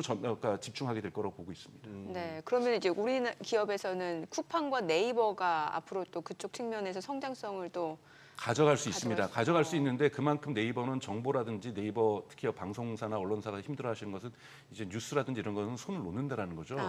여기다 애정 두리지 않고 예, 그렇다고 해서 선택과 갑자기 집중. 망하게 할 수는 없으니까 예. 그러면 언론사들이 가만히 있지 않을 테니까 그냥 뭐 되든 말든 그냥 이렇게 가만 두겠다라는 뜻을 그냥 알아서 명확하게 되게끔. 그러니까 점진적인 페이드아웃 아, 무대에서의 점진적인 퇴장이죠. 이런 부분들을 지금 가져가고 왜냐하면 이거는 이제 돈을 벌 수가 없거든요. 근데 저게 현실인 게 저만 하더라도 이 뭐가 궁금해서 예전 진짜 옛날에는 네이버 검색 들어가는 게 최그거였는데 그러다가 이제 유튜브로 검색을 했거든요. 네. 뭐가 궁금하면 그래요. 뭐 맛집이 궁금하든 네. 아니면 뭐가 궁금하든 간에 뭐 엔진오일 언제 갈아야 돼 뭐 이런 것부터 해가지고 막 다 물어봤는데 요즘은 저 챗GPT한테 묻습니다. 맞습니다. 그럼요. 그러니까 이제 이 검색 갖고는 안 되는 거죠. 젊으신 거네요. 작년 11월 29일 날 월스트리트저널이 뭐라고 제목을 썼냐면 저 보도를 점수입니다. 왜 이러세요, 네. 박사님? 구글링 is for old people. 이미 전통적인 구글이나 네이버를 검색하는 이거는 거는 old people? 올드 피플이라는 거예요. 아이고. 맞아요. 그러니까 미국에서의 트렌드는 이미 그러니까 실질적으로 물리적 나이가 생물학적 나이가 젊던 우리가 젊던 네. 젊으시니까 네. 대부분 AI를 이용해서 검색을 하는 패턴들이 나온다는 네네. 거고 심지어는 어떤 주장도 있냐면 검색이라는 단어 자체가 개념 자체가 역사적으로 사라질 개념이다. 아하. 그냥 AI랑 대화하면서 이것저것 맞아요. 대화를 물어보는데 네. 이거를 검색이라고 얘기해야 될지 예. 굳이 그래서 요즘 챗GPT를 보면은 검색 버튼이 있는데 검색 버튼을 누르지 않아도 질문을 얘가 분석을 해서 네. 이건 검색을 해야 되겠구나 라면 맞아요. 검색을 해서 알려줍니다. 맞아요. 이것이 예. 그러니까 이것이 꼭 굳이 검색이냐. 즉 검색은 전문 분야로 갈 거라는 거예요. 학자들이라든지 애널리스트라든지 기자들이라든지 검색이라는 것을 전문적으로 하는 사람들은 계속 검색하겠지만 일반 소비자의 절대 다수는 이거 내가 지금 묻고 있는 것이 검색인지 아닌지 그냥 AI랑 대화하면서 맞아요. 내가 많은 정보를 얻게 되는 겁니다. 지식을 얻게 되는 거죠. 이런 방식으로 지금 패러다임이 완전히 변하면서 과거에는 정말 지금도 막 여러분들 방송에서 보시면 에이전트의 시대다. 다들 개발자들 용어로만 지금 얘기를 하고 있고 개발자들은 에이전트가 어떻게 될 것인가 막 얘기를 하고 있어요. 근데 소비자들은 저희 동생이나 뭐 조카나 저희 부모님 에이전트 1도 관심 없어요. 소비자들은 그걸 통해서 나에게 실질적으로 얼마나 맞아요. 편해졌느냐. 네. 저희 어머니도 이제 글쎄. AI에게 묻기 시작하거든요. 예. 저희 어머니 계기가 됐던 거는 다 지브리 푸사 때문에 지브리 지브리 푸사를 이미지. 저한테 전화하셔서 나는 어떻게 갖는 거냐 그래서 챗GPT 가입해라. 나도 할 수 있냐? 돈 안 내냐? 그랬더니 작년까지는 돈 냈는데 요즘 돈 안 내도 된다. 너무 좋아하세요. 너무 좋아하면서 이제는 이제 더 가지고 노는 거죠. 특히 이제 타이핑 안 해도 되니까 나이가 드셨으니까 맞아요. 음성으로. 돋보기 안경 안 껴도 예, 되고 예. 그러면서 음성으로 물어보니까 너무 과거 편하죠. 너무 편하신 예. 거예요. 시리나 빅스비는 좀 멍청했었잖아요. 약간 그 응답도 느려요. 네, 근데 정말 빠르고 이런 얘기하니까 대화의 재미를 완전히 느끼시는 거죠. 그러면서 여기에다가 별걸 다 물어보고 너도 물어봤다, 자식에 대해서도 물어보고 아하. 뭐 생활적인 거 물어보고 그 역으로 또 질문도 하잖아요. 그렇죠. 예. 이렇게 하면서 더 궁금한 거 없냐. 네, 맞아요. 글쎄 그 부분에서 깜짝 놀랐어요. 뭘 하나 답을 해주고 나서 혹시 이런 게 더 궁금하면 또 물어봐 이러더라고요. 예. 네. 그래서 여러분 AI가 이제는 전문가 시장에서 대중 시장으로 전환되고 있다. 그거는 훨씬 더 많은 GPU를 필요로 한다라는 것. 훨씬 더 많은 데이터 센터를 필요로 한다라는 것. 이러한 부분들을 맥락을 좀 보시면서 마치 지금 이제 스마트폰이 얼리 어댑터 시장에서 예. 대중 시장으로 가면서 전 세계적으로 퍼졌던 것처럼 네. 이제 AI는 얼리 어댑터 시장에서 매스마켓, 대중시장으로 진출하고 있다. 여기에 맞는 자원에 대한 수요는 어떻게 될지 더욱더 많이 필요하게 될 거라는 거죠. 그러면 박사님 동시효과 듣기 전에 네. 요거만 하나 알려주고 가시죠. 아, 어딜 가요? 더 하셔야 되는데. 아니 AI 동시효과 가자고 요거 하나만. AI 그거 이제 뭐 야구로 치면 2회다, 3회다 뭐 이 말씀도 이해가 가고 무궁무진한 것도 이해하고 오라클 저렇게 날아가는 것도 그거 하고 다 좋은데 그냥 우리 국내 주식 중에 그러면은 이 와중에 그나마 유망한 쪽은 어디입니까? 이 논의 가운데. 국내 주식에 뭐 요즘 다 좋죠. 막 에너지 주식도 좋을 거고. 근데 신정부 출시와 관련돼서 신정부가 추구하려고 하는 것, 예를 들자면은 아니요. 저는 AI 관련해서. AI 관련해서는 뭐 근데 직접적으로 이제 NPU에 대해서 큰 투자를 하겠다고 하고 있지만 네. 이것이 직접적으로 예를 들자면 반도체 장비 업체들이 저는 이익이 있을 거라고 봐요. 왜냐하면 NPU에 대해서 지금 과기부가 2천억이 넘는 돈을 투자하겠다고 얘기를 하고 있고 계속해서 AI에 관련해서 정부도 100조 이상을 투자하겠다고 얘기를 하고 있는데 그 중에 첫 번째 이제 스타트를 끄는 것이 반도체라고 볼 수가 있거든요. 네. 그런데 이제 뭐 삼성이나 SK 하이닉스는 여러분들 이미 다 예, 잘 예. 담고 계신 것들이고요. 여기에 주변부에 있는 흔히 말하는 패키징할 수 있는 이러한 AI 기업, 반도체 기업들도 지금 당장에서 수요가 저는 좋지 않을까 이렇게 생각을 합니다. 여전히 그냥 우리는 반도체와 그 주변이네요. 네, 뭐 왜냐하면 아직까지 AI 기업이 소프트웨어는 의미 있는 아니네요. 것들이 지금 현재 없기 때문에 뭐 LG AI가 대단히 좋긴 있지만 상장된 기업이 아니기 때문에 그러니까 상장된 기업으로 AI 기업들이 많지 않은 상태가 좀 예. 있다는 좀 이해를 하셔야 될 것 같습니다. 네. 네. 자, 지금 시각 8시 52분 향해 갑니다. 오늘 양시장 예상 체결지수 확인해 보도록 하겠습니다. 먼저 코스피부터 좀 볼게요. 오늘 코스피 0.7% 상승 예상됩니다. 지금 예상 체결지수 2,941포인트. 와, 오늘 또 2,950선에 좀 육박하는 흐름을 기대해 볼 수 있지 않을까라는 생각이 드는데 글쎄요, 또 주말을 앞둔 금요일이기 때문에 장중 변동성은 좀 염두해 주시면 좋을 것 같고요. 코스닥 0.6% 상승 예상됩니다. 지금 794포인트로 나타나고 있네요. 시가총액 상위 종목 예상가 보겠습니다. 삼성전자 1.6% 상승 예상됩니다. 지금 호가 6만 500원. 오늘 드디어 삼성전자가 6만 원까지 회복이 되면서 지지되는지 또 기대감을 갖게 만드는 호가 분위기네요. SK 하이닉스 1.9% 상승 예상되고요. 지금 예상가 24만 원. 삼성 바이오로직스 0.4% 상승 예상됩니다. 호가 103만 4천 원이고요. LG 에너지 솔루션은 1% 하락 예상됩니다. 지금 예상가 30만 500원. 한화 에어로스페이스 보합 예상되고요. 현대차가 1% 하락 예상됩니다. 아무래도 트럼프 대통령이 자동차 관세 가능성을 언급했기 때문에 이런 부분이 또 자동차 관련주에는 악재로 또 주가에 영향을 미칠 수밖에 없겠죠. 반면에 기아는 지금 호가에서는 0.3% 상승 예상되네요. 98,700원. 삼성전자 우선주 보합 예상되고요. KB금융이 2.8% 하락 예상됩니다. 호가는 102,900원.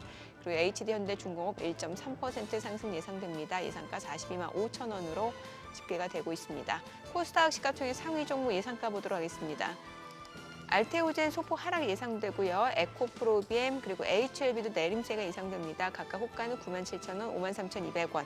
에코프로도 1% 하락 예상되고요. 레인보우 로보틱스 보합 예상됩니다. 휴젤이 약보합 출발 예상되고 있습니다. 지금 호가는 37만 6천 원, 파마리서치도 내림세 예상되고 이 가운데 펩트론은 2% 상승 예상됩니다. 호가 19만 6,500원, 리가켄바이오도 상승 예상되고요. 클래시스는 보합권 출발 예상되고 있습니다. 이제 개장까지 6분여가량 남았는데요. 와, 오늘도 시장 어제 상승 탄력이 좀 다소 주춤하나 싶었더니 오늘 다시 한번 또 힘을 내줄 걸로 보여지네요. 호가 분위기는. 예, 그러네요. 진짜 논스톱으로 달릴라나? 이제 시장에서도 이제 너무 무섭게 내달리니까 네. 어떤 뭐 단기 조정 가능성을 언급하는 그런 쪽도 나오긴 시작했습니다만 그 얘기는 역으로 아직 더 갈 수도 있다는 얘기겠죠. 그렇죠. 모두가 이제 뭐 다 위만 외칠 때가 이제 제일 그건데 동시효과만큼 저만큼의 상승폭이 될런지는 한번 뚜껑은 열어봐야 될 것 같네요. 네. 예. 아니 앞서서 그래서 이제 네. 중요한 게 GPU. 네. 수요가 어마어마하고 데이터 센터 수요도 어마어마해질 것이다. 네. 자, 그럼 GPU 하면 또 엔비디아잖아요. 네. 근데 이제 브로드컴도 있고요. 브로드컴도 있고. 네. 엔비디아 이제 앞으로 뭐 중국 쪽 실적 전망에 안 넣을 거라면서요. 네네. 예. 이제 그러니까 자꾸 이렇게 갈등을 하고 있으니까요. 근데 중국하고는 관계없이 가도 우리는 충분하게 성장할 수 있다라는 자신감을 보였다라고 볼 수가 있습니다. 계속해서 지금 뭐 H20마저도 수출이 금지된 상황이고 네. 뭐 이런 상황에서 더 이상 중국에 매달리는 것 자체. 그런데 분명히 경고는 하고 있죠. 이것은 하웨이의 성장을 미국 정부가 도와준 거다라고 분명하게 하웨이의 지금 성장을 도와준 거로 경고하고 있죠. 이미 하웨이 같은 경우에는 어떻게든지 지금 이 부족한 엔비디아 칩의 부족한 부분을 중국 내에서 지금 메꾸고 있다라는 거고 네, 네. 사실은 저도 이 하웨이를 우리도 마찬가지잖아요. 2019년에 일본에서 반도체 소제품 장비들 수출 금지했을 때 한국에서 그것이 되살아났던 것처럼 지금 뭐 중국 같은 경우에 반도체 부분에서 반도체 굴기가 어느 정도 성공하고 있다라고 볼 수가 있는 거고요. 그런데 엔비디아가 여기에 더 이상 매달린다고 해서 물론 엔비디아의 전체 매출이 25%가 중국에서 나오고 있었지만 이 25% 나머지 부족한 부분을 다른 시장에서 채워낼 수 있다는 자신감, 우선 중동에서도 채워낼 수가 있고요. 지금 사우디라든지 아랍에미리트라든지 뭐 이런 데서도 지금 수요가 폭발적으로 증가하고 네, 있고요. 예. 또 유럽에서도 크게 증가하고 있고 또 새 정부 들면서 한국에서도 증가하고 있고 네. 뭐 이러면서 사실은 엔비디아 칩에 대한 증가는 전 세계적으로 좀 중국을 제외하고도 충분히 할 수 있기 때문에 중국 없이 좀 가겠다라는 명확한 의지를 방황하지 않겠다는 명확한 의지를 천명했다고 볼 수가 있습니다. 그럼 GPU 쪽에서 엔비디아 말고 지금 바짝 추격하는 업체들도 많잖아요. 뭐 AMD, 뭐 브로드컴 이런. 그렇죠. 근데 AMD 주가가 어제 떨어진 건 저도 좀 의외인데요. 네. 그러니까 뭐 AMD도 쫓아오고 있고 브로드컴도 쫓아오고 있습니다만 여러분 이번에도 했지만 엔비디아의 칩을 가장 많이 산 곳은 구글로 드러났잖아요. 구글을 네. 여러분 브로드컴과 함께 TPU를 개발하고 있다는 거죠. 그건 뭐냐면 이 엔비디아가 가지고 있는 쿠다라고 하고 있는 엄청난 쿠다. 해자가 예, 있습니다. 예. 이 쿠다를 극복하기가 정말 쉽지가 않거든요. 그러니까 즉 이 컴퓨팅을 갖다가 예를 들면 우리 데이터 센터를 갖다가 조그맣게 줘서 예. 그냥 서버 몇 대 두려고 하면 쿠다가 꼭 필요 없을 수가 있어요. 여기는 AMD 칩이라든지 다양한 칩을 둘 수가 있습니다. 그런데 데이터 센터가 대형화되면 대형화될수록 네.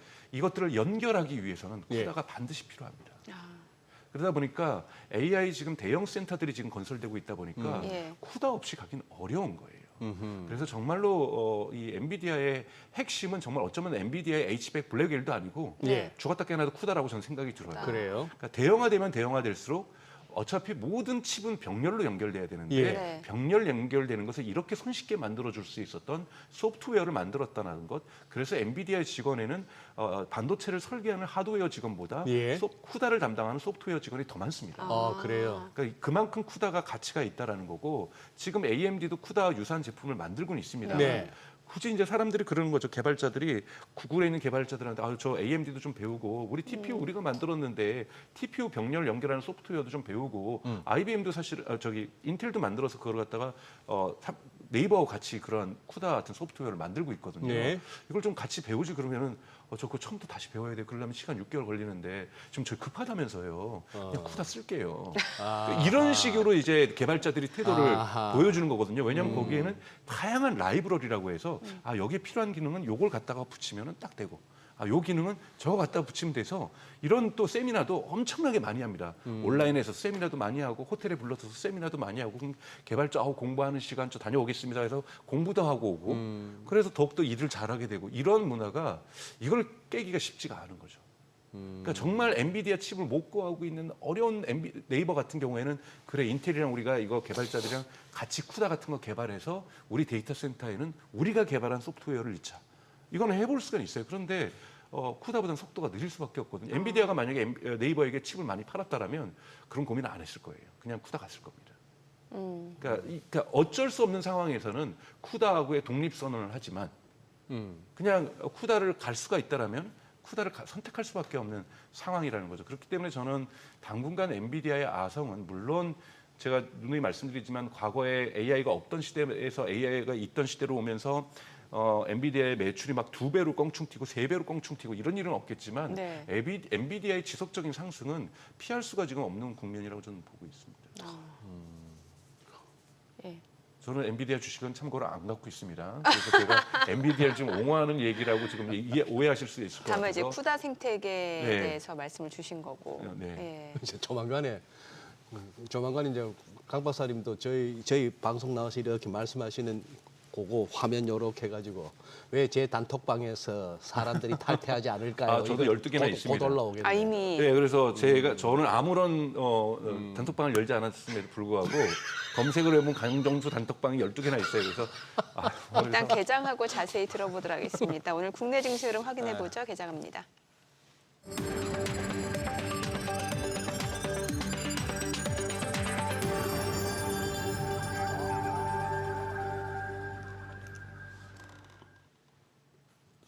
네, 6월 13일 금요일 국내 증시 개장했습니다. 간밤 뉴욕 증시 3대 지수 상승했습니다. PPI 생산자 물가 지수 전날에 이제 소비자 물가 지수가 나왔고 이제 생산자 물가 지수가 발표가 됐는데 시장 예상치보다 낮았다라는 점에서 인플레이션 압력이 둔화되고 있다라는 측면 시장에서는 이제 기다리던 소식이었습니다. 이 가운데 다만 고용 지표가 이제 계속 실업수당 청구 건수가 전주에 나온 이제 계속 실업수당 청구 건수 자체가 3년 8개월 만에 좀 가장 높게 나오면서 고용시장 둔화는 좀 안 좋은 소식이 되겠죠. 다만 금리 인하 가능성은 조금 더 커진 것 같습니다.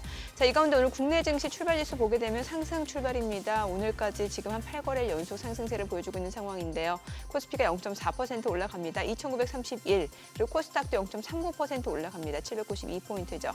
시가총액 상위 종목 시초가 보겠습니다. 삼성전자가 0.7% 올라갑니다. 지금 6만 원 선이네요. 6만 원 선을 중심으로 흐름 이어집니다. 오늘 6만 원 회복되고 지지되는지 여부 좀 보시면 좋을 것 같고 SK하이닉스 오늘도 강세입니다. 2% 상승 24만 500원이고요. 삼성 바이오로직스도 0.4% 올라갑니다. 103만 4천 원. LG 에너지솔루션은 1.4% 떨어집니다. 29만 9,500원이고요. 한화 에어로스페이스도 하락합니다. 94만 4천 원.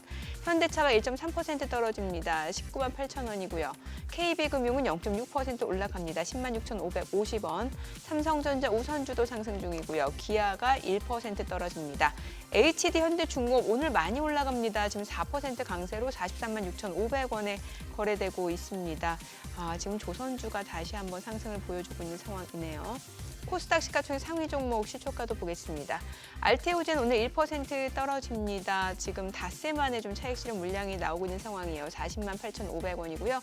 에코프로비엠이 2% 약습니다. 9만 5,300원. HLB도 0.9% 떨어지고요.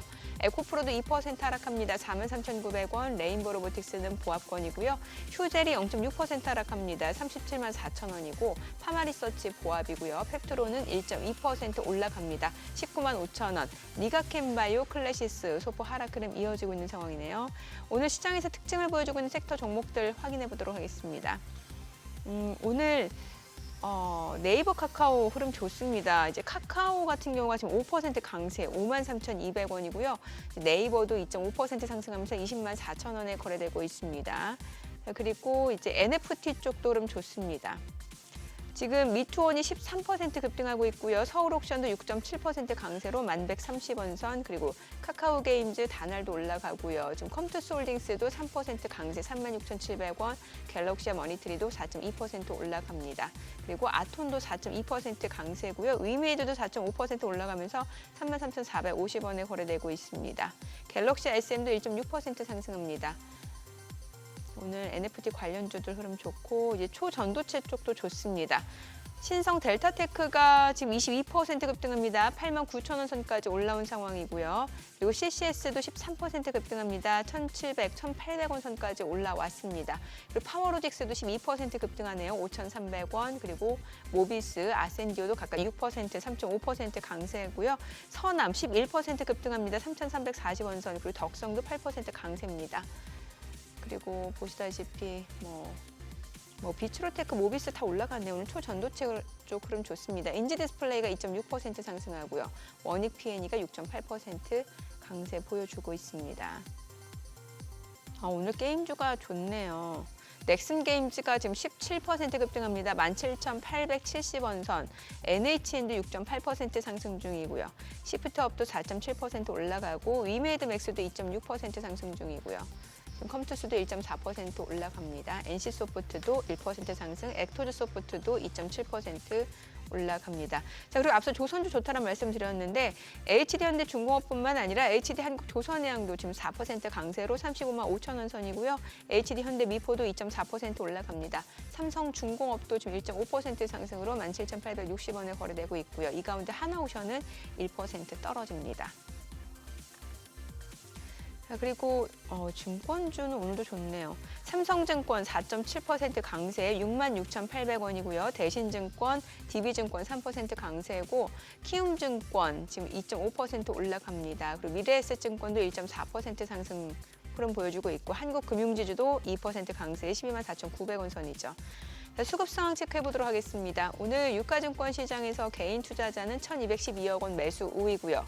외국인도 160억 원 순매수, 이 가운데 기관은 1,410억 원 매도 우위고요. 코스닥에서 개인 투자자 690억 원 매수 우위, 외국인과 기관은 각각 617억 원, 72억 원 순매도를 나타내고 있습니다. 환율 체크해 보겠습니다. 간밤 달러 인덱스가 97까지 좀 많이 떨어진 상황인데 오늘 달러 환율 떨어지네요. 3원 70전 하락한 1,355원에 개장이 됐습니다. 환율이 확실히 떨어지고 일단 오늘 시장은 뚜껑을 열어보니까 호가와는 그래도 좀 달라요. 호가하고는 다르죠. 예. 호가하고 다른 데다가 지금 외환시장에서 지금 달러 약세가 지금 우리 아시아 시장에서도 심화되고 있거든요. 달러엔 환율이 거의 지금 뭐 동경장에서 한 반씩 빠지네요.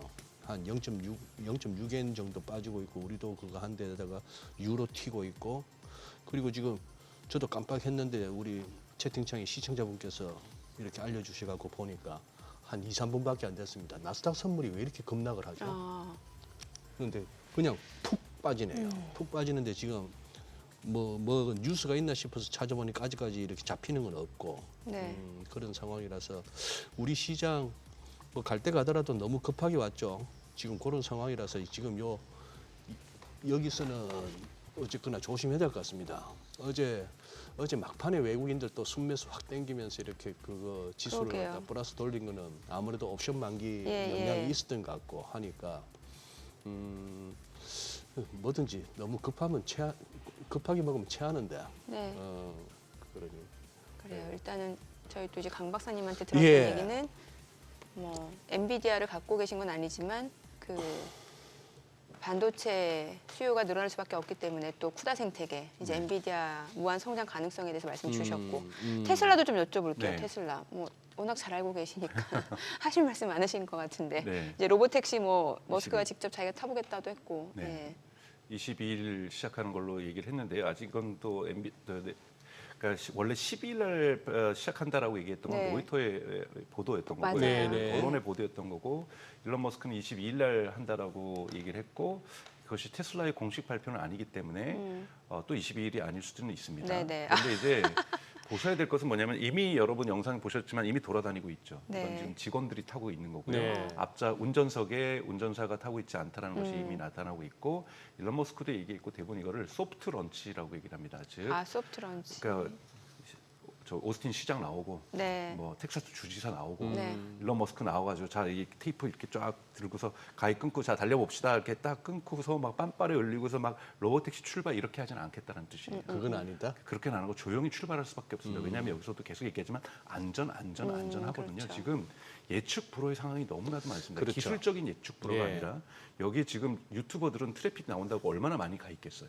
그러네요. 방송사들은 또 얼마나 가 있겠어요. 네. 그리고 여러분 우리가 잊어서는 안 되는 것이 트럼프가 도지를 하면서 유럽에서도 불탔지만 미국에서도 테슬라 자동차가 많이 공격도 받고 불탔습니다. 그럼 여기에 대해서 불만을 갖고 있는 사람들이 거기 가가지고 예를 들면 추돌 사고를 낸다든지 이거를 다 가능성을 배제할 수가 없습니다. 예. 그렇기 때문에 그러네요. 처음부터 100대, 200대를 돌리는 게 아니라 10대만 돌린다 그랬잖아요. 그럼 10대를 돌린다는 것은 주변에 다른 차량들이 같이 가면서 혹시 모를 미연의 사고를 예방하기 위해서 조치도 취할 수 있는 것도 근거리 간다라는 거거든요. 네. 그래서 이 기술에 대한 집중이 돼야 되는데 사회적인 요인에 의해서 이 기술을 방해하는 요인들이 여기에 개입하는 것을 네. 막아보기 위해서는 조용하게 자맹하듯이 할 수밖에 없는 상황이라는 점을 여러분들이 좀 이해하실 필요가 있다. 그러네. 좀 의도적인 그런 게 있을 수도 있겠네요. 그렇죠. 저 같으면 가가지고 앞에서 갑자기 급브레이크를 한번 밟아본다든지 그럼 얘가 나한테 쿵하나? 한번 테스트한다는. 네, 그걸 갖다 뒤에다가 저 액션 카메라 달고서 뭐 이렇게 충분히 할 수도 있는 거잖아요. 근데 유튜브에 이것이 올리고, 여러분 예. 말도 안 되는 얘기가 말이 됩니다. 왜냐하면 곳곳에서 테슬라 그렇죠. 차량에다 불을 내고 이런 사람들이 지금 존재했었던 것인데 맞아요. 예. 이런 행동이 안 일어날 수가 없거든요. 예. 그렇기 때문에 이러한 부분들까지 다 모든 변수들을 사회적 변수를 고려할 수밖에 없습니다. 또는 아직은 이것이 확대가 되지 않지만 여러분 가장 여러분 보셔야 되는 것은 한국에서도 타다법이 금지법이 있었던 것처럼 이 우버가 들어오면서 미국 같은 경우에는 택시 운전사들하고 갈등이 되게 심했잖아요. 근데 이 택시 운전사들이 어디로 갔냐면 우버 드라이버로 잡으러 옮겼어요. 아, 예. 그러면 이 아직까지 그 택시 운전자와 이러한 사회적인 갈등이 다 없어졌다고 볼 수는 없는 거거든요. 근데 여러분 로봇 택시가 많아지면 많아질수록 우버 운전자들이 일자리를 잃습니다. 그렇죠. 그럼 이런 부분들이 만약에 강화되면은 사회적 갈등으로 확대될 수 있는 거거든요. 예. 미국은 그렇지 않았나? 아니에요, 여러분. 우버가 뉴욕에 들어갈 때는요 분신 사고도 있었어요. 그러니까 정말로 미국도 이거는 절박하게 싸우는 거거든요. 일자리와 관련된 거기 때문에. 그러니까요. 우버에 비해서 여러분 로봇택시, 테슬라의 로봇택시의 가장 큰 장점은 가격입니다. 가격이 50%예요. 그렇다면서요. 왜냐하면 인건비가 가장 비싸지 않습니까? 우버에. 인건비가 없다 보니까 그 인건비가 날아가다 보니까 로봇택시의 가격이 낮아질 수밖에 없습니다. 낮아지면은 사람들이 탈 가능성이 있죠. 가격이 시장을 파괴시키지 않습니까? 네. 그것도 있고 그래도 불안감이 있지 않을까? 근데 웨이모가 지금 주당 25만 건의 결제가 이루어지고 있거든요. 사람들이 자율주행에 대한 안정감을 찾기 시작했다는 거고, 제가 아는 지인이 현대자동차를 다니고 있는데 현대자동차의 기획실에서 나왔던 과제가 뭐였냐면 상하이에 출장 가서 네. 일주일 내내 자율주행을 타봐라. 그래서 심정 변화를 안정감을 느끼는지 테스트를 해봐라 했는데 첫째 날, 둘째 날은 손에서 땀이 났다라는 거예요. 이게 안전할까? 사고 나면 어떡하지? 근데 3일째부터 자고 있는 자기가 깜짝깜짝 놀래더라는 거예요. 그러니까 자기가 졸고 있더라는 거예요. 아, 네. 예. 그러니까 이 자율주행의 기술들이 안정화되면서 사람들이 처음에는 불안할 수도 있죠. 그렇죠. 운전석에 아무도 안 앉아 있고 네. 이게 어떻게 안전할까? 근데 처음에 괜찮네. 두 번째 차도 괜찮네. 또 괜찮네. 근데 싸네. 또 타야지. 이렇게 가게 되는 변화가 일어날 수 있거든요. 이런 변화가 오기까지는 시간이 걸리기 때문에 천천히 가겠다는 겁니다. 네. 그래서 천천히 처음엔 10대로 시작하지만 그 다음에 20대로 늘리고 30대로 늘리고 100대로 늘리고 그래서 몇 개월 안에 1000대로 늘리겠다.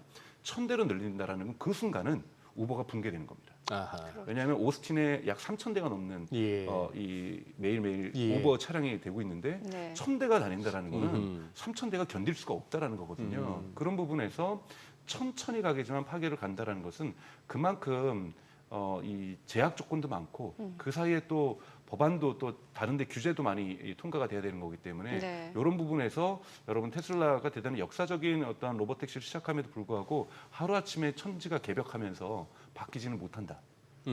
그럴 수밖에 없는 사회적 조건이다. 즉 이거는 기술만의 문제가 아니라 더욱더 큰 사회 정치적인 문제가 있다라는 거죠. 왜냐하면 또 당장 내년에 6월에 선거인데 6월에 선거다 보면 거기에 있는 하원 의원들, 주지사들, 상원들 관련된 것 같은 경우에는 또 우버의 드라이버들이 마찬가지 한국처럼 와가지고 이러면 당신 표 안 찍겠어 막 이래버리면 예. 되게 곤란한 입장에 취할 그렇죠. 수가 있는 거거든요. 그래서 대단히 테슬라도 조심스럽게 갈 수밖에 없다. 이런 말씀 좀 드리고 싶습니다. 아니 지금 소장님 앞서 그 미선물 급락 말씀 네, 주셨잖아요. 네. 이제 네. 좀 전에 나온 속보로 봤을 때는 그 로이터 통신에 따르면 이란 국영 매체에서 지금 그 이란 수도 있잖아요.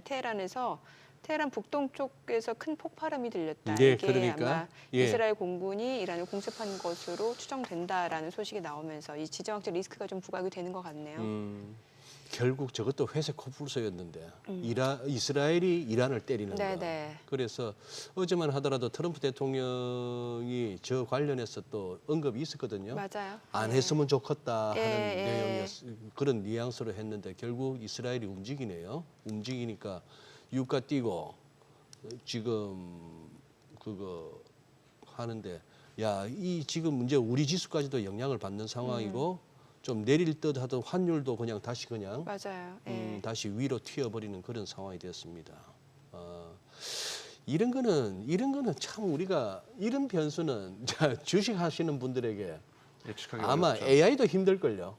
이런 식의 어떤 돌발 변수는. 네, 왜냐하면 이거는 뭐 원래 기본적으로 가지고 있는 이란과 또는 중동과 특히 시아파 강경파와 또 네. 이스라엘의 관계도 존재하는 거고 예. 네. 또 지금 네타냐후 같은 경우에는 끊임없는 퇴진 압력을 받고 있는 예. 가운데서 이런 식으로 관심을 외부화하면서 그리고 이런 위기를 고조화하면서 자신의 집권을 연장하려는 의도도 있을 수가 있는 거고 네. 다양한 복합적인 요인들이 결합되어 있다라고 볼 수가 있기 때문에 또 이란이 지금 60%라고 하는 우라늄 농축률 60%라는 건 대단히 근접해 있다는 의미도 되는 거고 완성하기 전에 사전에 이거를 막겠다라는 것 이미 완성되면은 되돌릴 수가 없는 문제가 되는 거기 때문에 이런 부분에서 지정학적 갈등들이 중동에서 저렇게 강화되는 것은 좋지 않습니다. 왜냐하면 미국 같은 경우는 지금 사우디라든지 아랍에미리트라든지 이런 곳과 함께 AI 벨트를 지금 구성하려고 있는 네. 뭔가 여기에서 새로운 돌파구를 마련하려고 하는데 이 중동이 다시 화약고로 변화될 수 있다는 것은 미국 전체가 가지고 있는 중동에 대한 정책뿐만이 아니라 어떤 신경제, 트럼프 대통령이 들어오면서부터 AI 중심의 어떤 새로운 경제 부분의 어떤 확장도 꺾이게 되는 네. 그런 위험성들을 가지고 있기 때문에 이란과의 어떤 지정학적 갈등 대단히 위험한 경제적 변수가 저는 될 수 있다고 보고 있습니다. 오죽하면 이제 미국 쪽에서는 그 중동에서 곧 무슨 일이 일어날 것 같다면서 미국 국민들 철수하게끔 네네네. 대사관 지시했었잖아요. 철수가 지금 예, 이뤄지고 있는 거죠.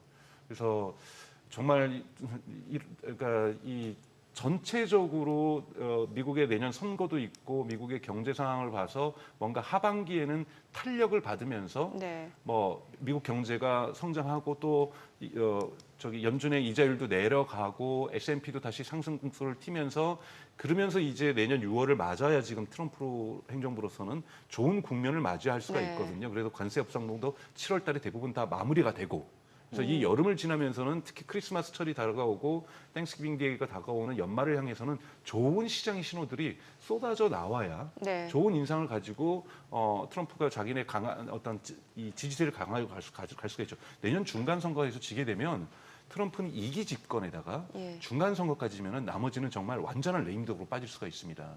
이런 부분에서 이스라엘과 관련된 이란의 지정학적 갈등은 트럼프 스타일은 원하는 바가 전혀 아니죠. 이번에 중국하고 보여줬던 것, 심지어는 일론 머스크하고 보여줬던 모습에서도 얼마나 트럼프가 비즈니스맨이라는 것을 보여줬습니까? 네네네. 그런 부분에서 저 지정학적 갈등은 정말 트럼프한테는 아주 못마땅한 상황이 되지 않을까 저렇게 보고 있습니다. 네. 자, 오늘은 여기까지 들어야 될 것 같습니다. 네. 박사님 내용 잘 들었습니다. 예, 고맙습니다. 고맙습니다. 네, 오늘 들으신 내용과 관련해서 더 다양한 정보가 원하시는 분들은 카카오톡 채널에서 머니를 검색하셔서 친구 추가하시면 되고요. 또 머니쇼가 없는 토요일에는 매주 11시 유튜브 채널 머니랩에서 뉴욕 증시 리뷰 만나보실 수 있으니까요. 참고해 보시기 바랍니다.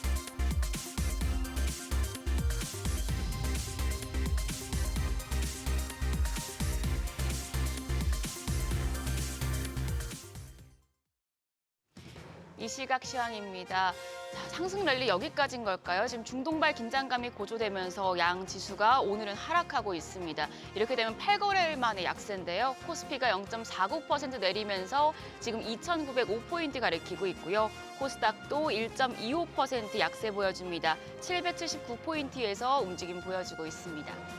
수급 상황 보시죠. 유가증권 시장 지금 외국인과 기관의 양 매도가 나옵니다. 외국인이 지금 방향을 틀면서 214억 원 팔자 포지션 취하고 있고요.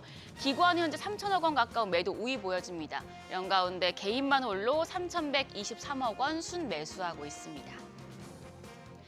코스닥 시장입니다. 코스닥 시장도 시장 흐름은 대동소이합니다. 여기서도 외국인은 1,368억 원 매도 우위 기록 중이고 기관 역시도 173억 원 팔자 포지션 취하고 있습니다. 개인만 홀로 1,551억 원 순매수합니다. 등락률 상하이 업종 보시죠. 오늘은 양방향 미디어와 서비스 업종, 더불어서 조선과 IT 서비스 업종이 상승률 상위권에 위치해 있습니다.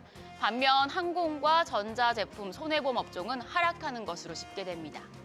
그럼 시장을 주도하는 테마 종목별 시세 체크하겠습니다. 초전도체 관련주가 크게 올라갑니다. 퀀텀 에너지 연구소가 출원한 초전도체 관련 특허가 한국특허청으로부터 등록 결정을 받았다는 소식 덕분인데요. 지난해 꿈의 물질로 주목받았던 초전도체 후보 물질 LK99와 연관된 것으로 관련 특허가 기술력을 인정받았다는 점에서 관심이 집중되고 있습니다. 소전도체 관련주 내에서는 신성 델타테크가 11.7% 오르며 81,000원, CCS가 10.8% 상승하며 1,756원대 거래되고 있고요. 그 밖에 파워로직스가 9% 강세로 5,130원, 원익 P&E가 4%, 덕성이 5.36% 강세 보여주고 있습니다. 그리고 액화, 천연가스, LPG 관련주도 지금 시세 분출하고 있습니다. 이스라엘의 이란 공습 소식에 국제 유가가 급등하는 영향인데요. LPG 관련주 내에서는 지금 흥구석유가 상한가 근접할 정도로 시세 분출합니다. 28.7% 급등하며 15,810원. 중앙에너비스가 22.8%, 23% 급등하며 거래가 2650원이고요.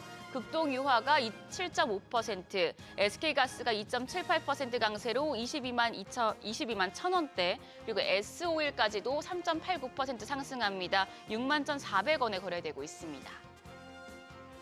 다음은 게임주입니다. 지금 넥슨게임즈가 업종 내 상승을 주도하고 있습니다. 중국 빅테크 기업인 텐센트가 넥슨 인수를 검토하고 있다는 외신 보도가 전해지면서 넥슨게임즈 주가가 상승합니다. 현재 12% 가까이 급등하며 거래가 17,060원 기록하고 있고요. 그 밖에 미투온이 14% 가까이 오르며 3,755원, 그리고 NHN이 8.2% 강세로 27,500원, 카카오게임즈 2.7% 가까이 상승합니다. 거래가 17,550원이고요. 시프트업까지도 3.2% 강세 보여주고 있습니다. 54,400원으로 거래가 집계됩니다. 마지막으로 증권주입니다. 증권가에서 나온 긍정적인 보고서에 영향을 받고 있습니다. 한국투자증권이 정책 호재와 자본시장 강세로 브로커리지와 트레이딩, 기업 금융 관련 이익 모멘텀이 지속되고 있다며 증권주에 대해서 비중 확대 의견을 유지하면서 키움증권과 삼성증권, NH투자증권에 대한 목표 주가를 높인 바 있는데요. 현재 증권주 내에선 삼성증권이 1.57%, 대신증권이 0.82% 강세 보여주고 있고요. DB증권도 0.76% 오름세입니다. 다만 교보증권과 현대차증권은 지금 보합권 그리고 약세로 전환됐습니다. 질주하는 국내 증시, 오늘은 좀 고개를 숙이고 있습니다. 중동발 긴장감이 고조되면서 지수가 약세를 보여주고 있는데요. 오늘 장중의 수급 상황과 또 대형주 흐름들 눈여겨보시면서 시장 대응하셔야겠습니다. 지금까지 시장 상황 전해드렸습니다.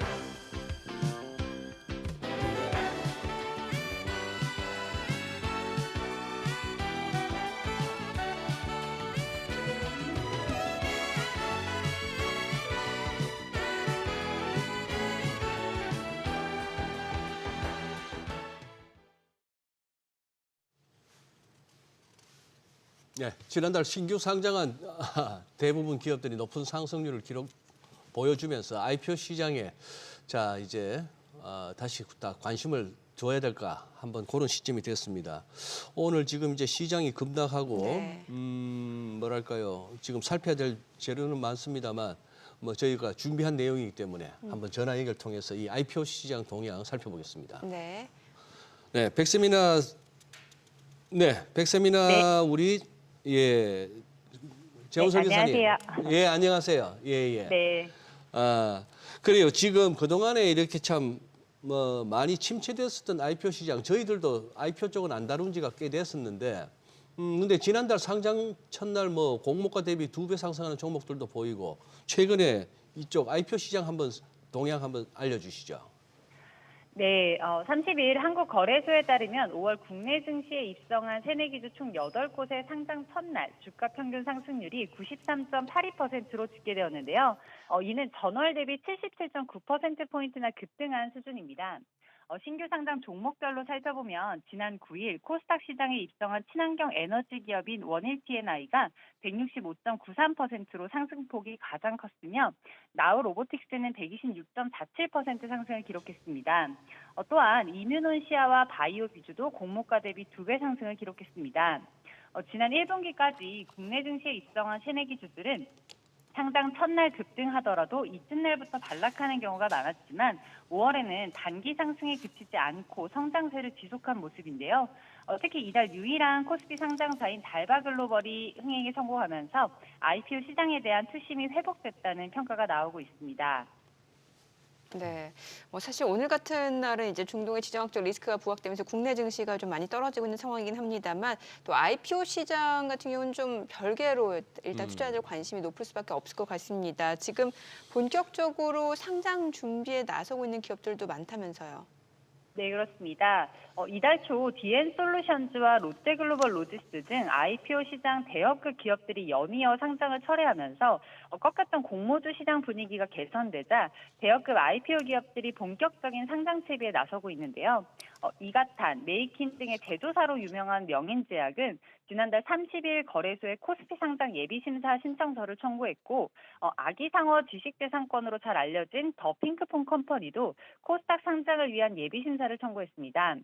또한 IPO 3수에 도전 중인 K뱅크는 최근 주요 증권사의 코스피 상장을 위한 입찰 제안 요청서를 발송했고 패션업계 대어로 꼽히는 무신사도 IPO를 위한 준비 작업에 돌입한 것으로 알려졌습니다. 네, 그래요. 그러면 백서민아 설계사님, 이달에 있는 IPO 기업들 간략하게 좀 소개해 주시죠. 네, 8일 금융투자업계에 따르면 이달 일반 청약을 앞두고 있는 IPO 기업은 총 5곳으로 비교적 한산한 분위기가 연출될 전망입니다. 이달 공모주 시장에 가장 먼저 출격하는 기업은 GFC 생명과학인데요. 링크드 뷰티테크 기업인 GFC 생명과학은 지난 2022년 12월 코넥스 시장에 상장한 후 약 2년 6개월 만에 코스닥 시장에 도전장을 내밀었습니다. 오는 19일부터 20일까지 양일간 일반 청약을 실시할 예정인데요. 코스맥스와 한국콜마를 주요 고객사로 두고 있는 GFC 생명과학은 공모자금을 연구시설 장비 고도화 및 스킨부스터 생산시장 구축에 투자할 계획이라고 밝혔습니다. 또한 넷째 주에는 4곳이 연이어 청약에 나서는데요. 바이오 기업인 프로티나와 생성형 AI 전문 기업 UNAI가 23일부터 24일 양일간 청약을 진행하며 이어 초박형 강화유리 전문 기업인 도우인시스는 24, 25일, 반도체 서비스 기업인 사이닉 솔루션은 25, 26일 각각 청약 일정을 밝게 됩니다. 5월과는 달리 6월은 대여급 없이 다소 위축된 모습이 나타날 것으로 예상되는데요. 그럼에도 도우인시스 등 주목할 만한 중견기업이 이달 청약에 도전하니 참고하시면 좋을 듯합니다. 네, 오늘 내용 잘 들었습니다. 고맙습니다. 네, 감사합니다. 서울시가 강남 3구 그리고 용산구 전체 아파트로 토지거래 허가구역을 확대도 재지정을 이유로 한강벨트라 불리는 마포구, 성동구 아파트 가격이 오르고 있습니다. 마포구에서는 처음으로 평균 아파트 거래 가격이 15억 원을 돌파했다고 하는데 어떤 상황인지 알아보겠습니다. 네, 오늘 도움 말씀 주실 분은 부동산경제연구소 김인만 대표입니다. 어서 오세요, 대표님. 안녕하세요. 오늘도 또 우리 또 김인만 대표님 특유의 직설적인 어떤 분석과 전망이 막 기대됩니다. 네. 이래가지고 서울에서 어떻게 사나? 왜 이렇게 자꾸 오르죠? 집값 치솟고 매물은 거두고. 네. 지금 정부에서도 이제 부동산 시장 점검 TF 회의를 열었다고 하는데 지금 이제 현재 새 정부의 어떤 부동산 정책이나 어떤 관련 공약이 어떤 내용이었나요? 일단 네.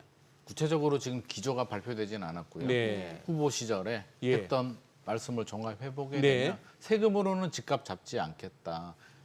강남 집값이 올라가는 게 당연한 거 아니냐. 그러니까 문재인 정부처럼 과도하게 세금으로 규제해서 부작용이 생기는 건 방지하고 공급으로 풀겠다라는 말씀을 하셨는데요. 예. 우리가 그 말씀을 좀 잘 해석을 해야 되는데 예.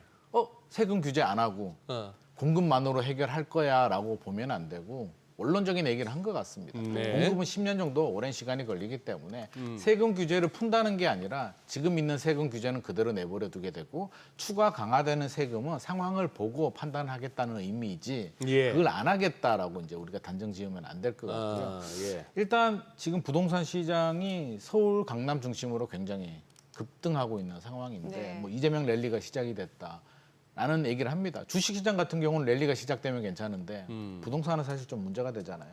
앞서서 이제 우리 이준우 소장님께서 급히 먹은 떡은 체한다고 말씀을 하셨는데 강남은 이게 위가 크거나 소화제를 잘 먹어서 올 6개월 동안 급히 먹었는데도 체하지도 않고 지금 계속 상승폭이 확대가 되고 있는데요. 남다른 위장을 갖고 있는 많이 큰 것 같습니다. 많이 크네요. 근데 상승률을 보게 되면 너무 가팔라요.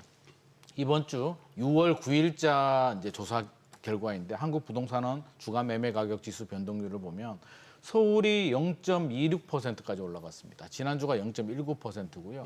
토지거래허가 구역 이제 확대 지정되고 한 달간은 좀 조용했는데 예. 다시 5월부터 또 다시 달리기 시작을 했거든요. 토지거래 허가제, 토허제라는 게 그게 집값 오르는 걸 막아보겠다고 나온 정책 아닙니까? 네네 맞습니다. 근데 왜 항상 더 올라요? 정책으로 집값 잡았으면 옛날에 다 잡았죠. 아, 그렇죠, 그래서 그렇죠, 그게 그렇죠. 뭐 맞아, 역사적으로 맞아, 맞아, 쉽지도 맞아. 않는 거고요. 토지거래가 구역을 쉽게 설명드리면 실제 거주하는 분들만 살 수가 있고요. 허가가 나오고요. 네. 전세 끼고 사시는 분들은 허가가 안 나옵니다. 근데 나는 그 집을 꼭 사고 싶어요. 그럼 어떻게 해야 될까요? 기존 집을 팔고 그 집에 입주하면 됩니다. 예. 그냥 불편한 규제이지 예. 못 사게 하는 규제는 아니기 때문에 불편함을 감수하고 지금 다 똘똘한 한 채로 몰려들고 있는 상황입니다. 네.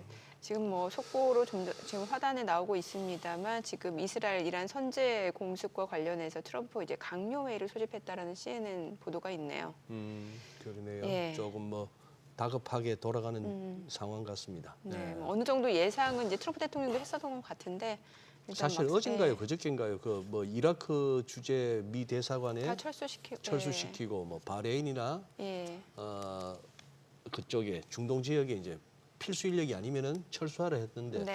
그런 것들을 그냥 쉽게 넘길 뉴스는 아니었던 것 같네요. 그렇죠. 사실 어느 정도 신호였던 거죠. 맞아요. 예. 자, 다시 이제 부동산 얘기 좀 여쭤볼게요. 지금 보니까 전국 아파트 입주율이 4월 대비 6%포인트 넘게 떨어졌다고 하는데 그러니까 아파트 입주 안 했다는 얘기잖아요. 네네. 예, 이게 분양 뭐 받았던 사람들이 입주를 안 했다 이 얘기입니까? 입주를 안 하고 있다는 거죠. 안 하고 있다.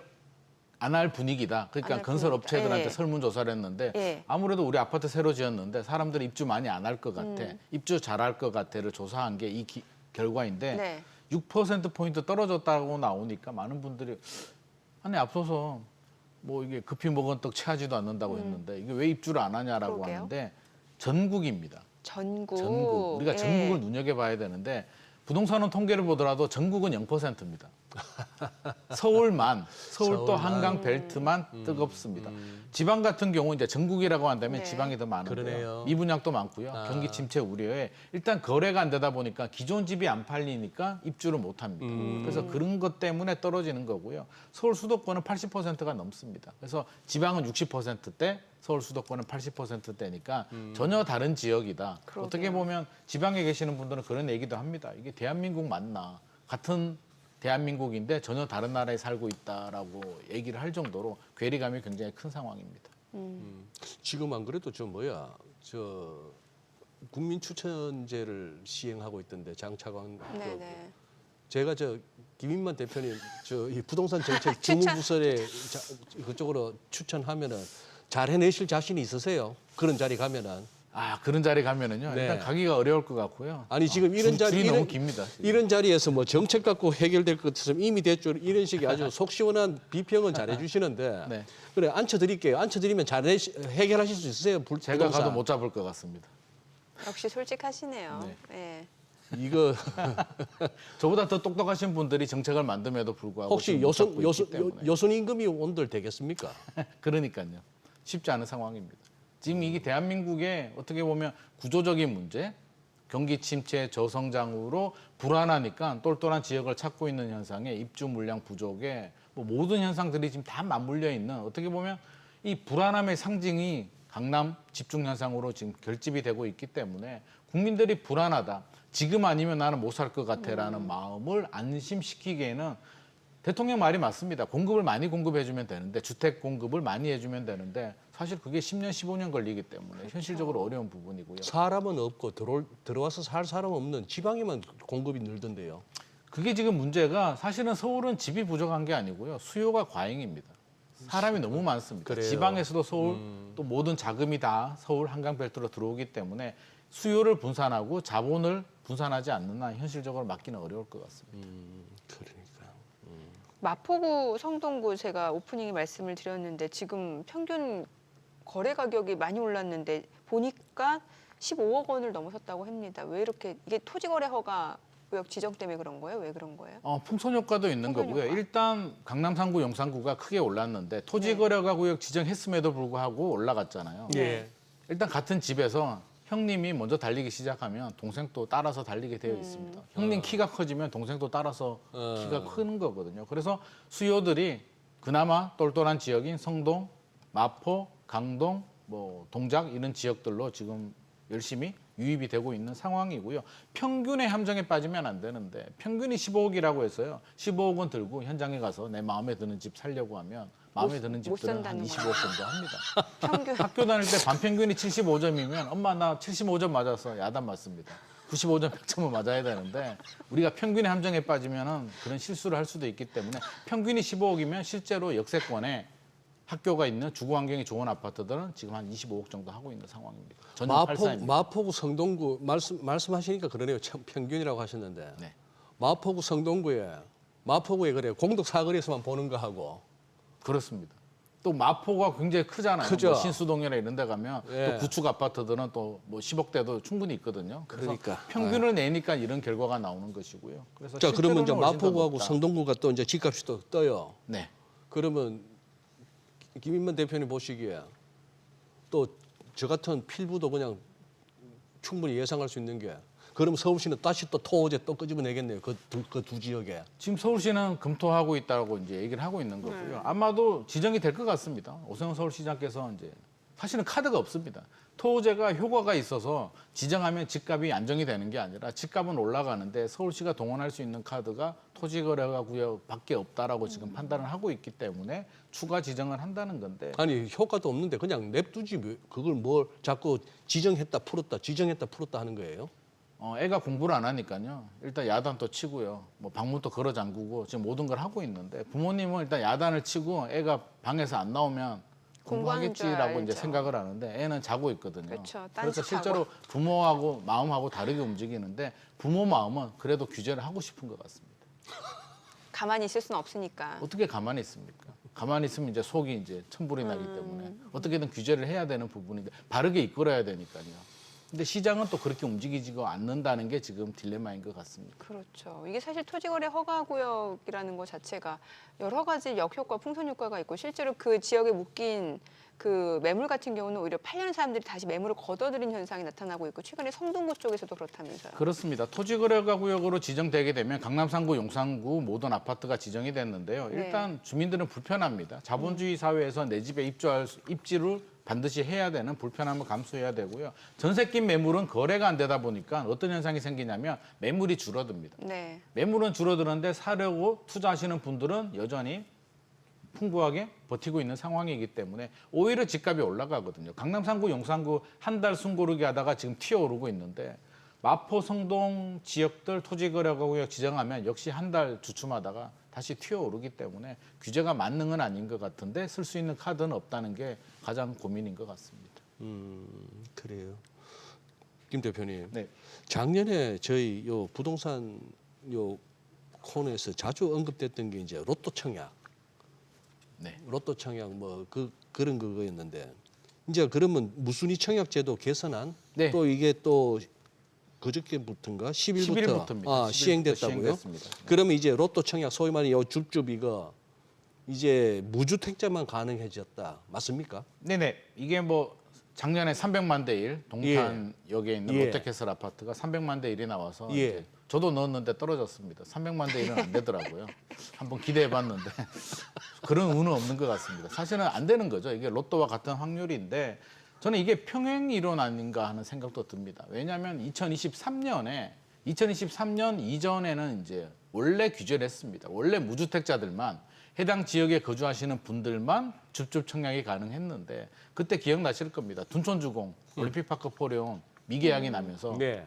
미분양 나고 금리가 올라가고 2022년 말 굉장히 어려웠잖아요. 예. 규제를 풀면서 이 규제를 풀어준 겁니다. 그때 전국에 있는 그때 결국 둔촌주공 살리려고 풀었다는 그렇죠. 얘기가 둔촌주공 뭐 이변 구하기 네, 하면서 네, 다 네. 풀어줬는데 이번에도 이제 다시 묶었잖아요.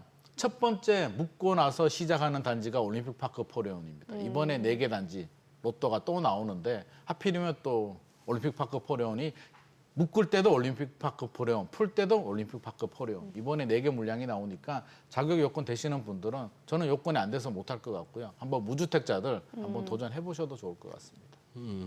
근데 뭐 도전한다 하더라도 그 당장 7월 달부터 그 스트레스 DSR 3단계 시행되잖아요. 네네. 예, 그럼 이것도 좀 대출에 있어서 한도가 줄어들게 되는 거 아니에요? 대출 한도가 줄어들 수도 있죠. 이게 대출을 받을 때 이미 예. 입주한 아파트이기 때문에 예. 대출 줄어들 수는 있는데 이미 올림픽파크 포레온 전용 84 같은 경우는 지금 호가는 30억이 넘었거든요. 예, 예. 30억 아파트 분양받는데 대출 한도 좀 줄어든다고. 이게 로또거든요. 분양가가 13억대였습니다.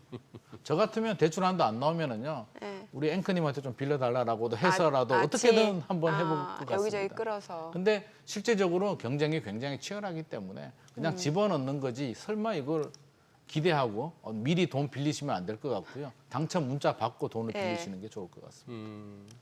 아니 오늘 어떻게 우리 김 대표님 답변이 짧아서 그러나 우리 작가가 준비해 준 질문은 다 끝나버렸어요. 끝났어요? 끝났어요. 뭐 다른 그러면 그 말씀을 좀 드려야 될 것 예, 같습니다. 예, 예. 일단 이재명 정부가 출범을 했는데 지금 고민이 굉장히 깊잖아요. 네. 집값은 올라가는데 네. 문재인 정부의 트라우마가 다시 네. 살아나는 부분이죠. 그러면 과연 이재명 정부는 어떤 정책이 나올 수가 있을까? 글쎄. 네.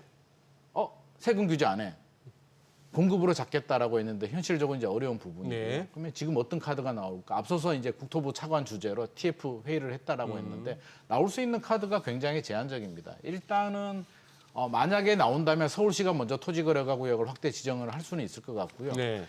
이미 나왔던 얘기가 규제 지역, 조정 대상 지역, 투기과열 지구 지정을 논의를 하고 있었거든요. 네. 그래서 그 정도는 이미 6월에 장관 인선이 끝나기 전에 한번 나올 가능성은 있을 것 같습니다. 지금 속도가 그래요? 너무 빠르기 때문에 한번 나오고요. 7월에 스트레스 DSR 3단계 시행이 되잖아요. 네. 그 결과를 지켜보는데 제 생각에는 한 달 정도 주춤하다가 다시 늘어날 것 같습니다. 그렇게 된다면 금융 규제입니다. 세금 규제가 바로 나오기는 어렵고요. 대출 규제, 뭐 15억 이상 대출을 막는다든지 한번 해보고 그래도 안 된다면 마지막 카드는 결국에는 세금 규제인데요. 종합부동산세 다시 올리고 문재인 정부가 실수했는 게 출구를 안 만들어줬잖아요. 양도세도 올리게 되면서 최고 예. 세율이 82.5% 되니까 못 팔았잖아요. 아. 매물 잠김 현상이 생기고 집값이 올랐기 때문에 이번에는 내년 5월 9일까지가 양도세 중과세 유예입니다.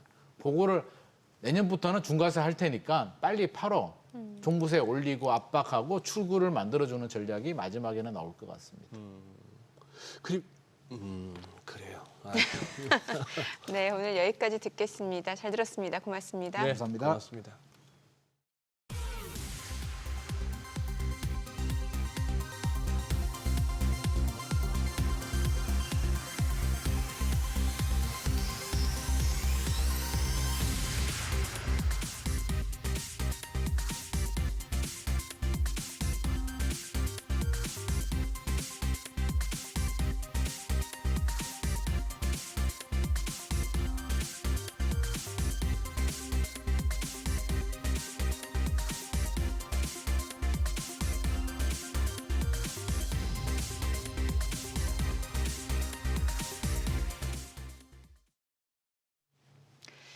오늘 지금 코스닥이 좀 많이 떨어집니다. 지금 보니까 한 1.8% 하락하고 있고 코스닥도 지금 2,900선을 다시 내주고 있는 상황인데 이건데 개인 투자자분들은 또 그래도 발빠르게 매수에 나선 상황이네요.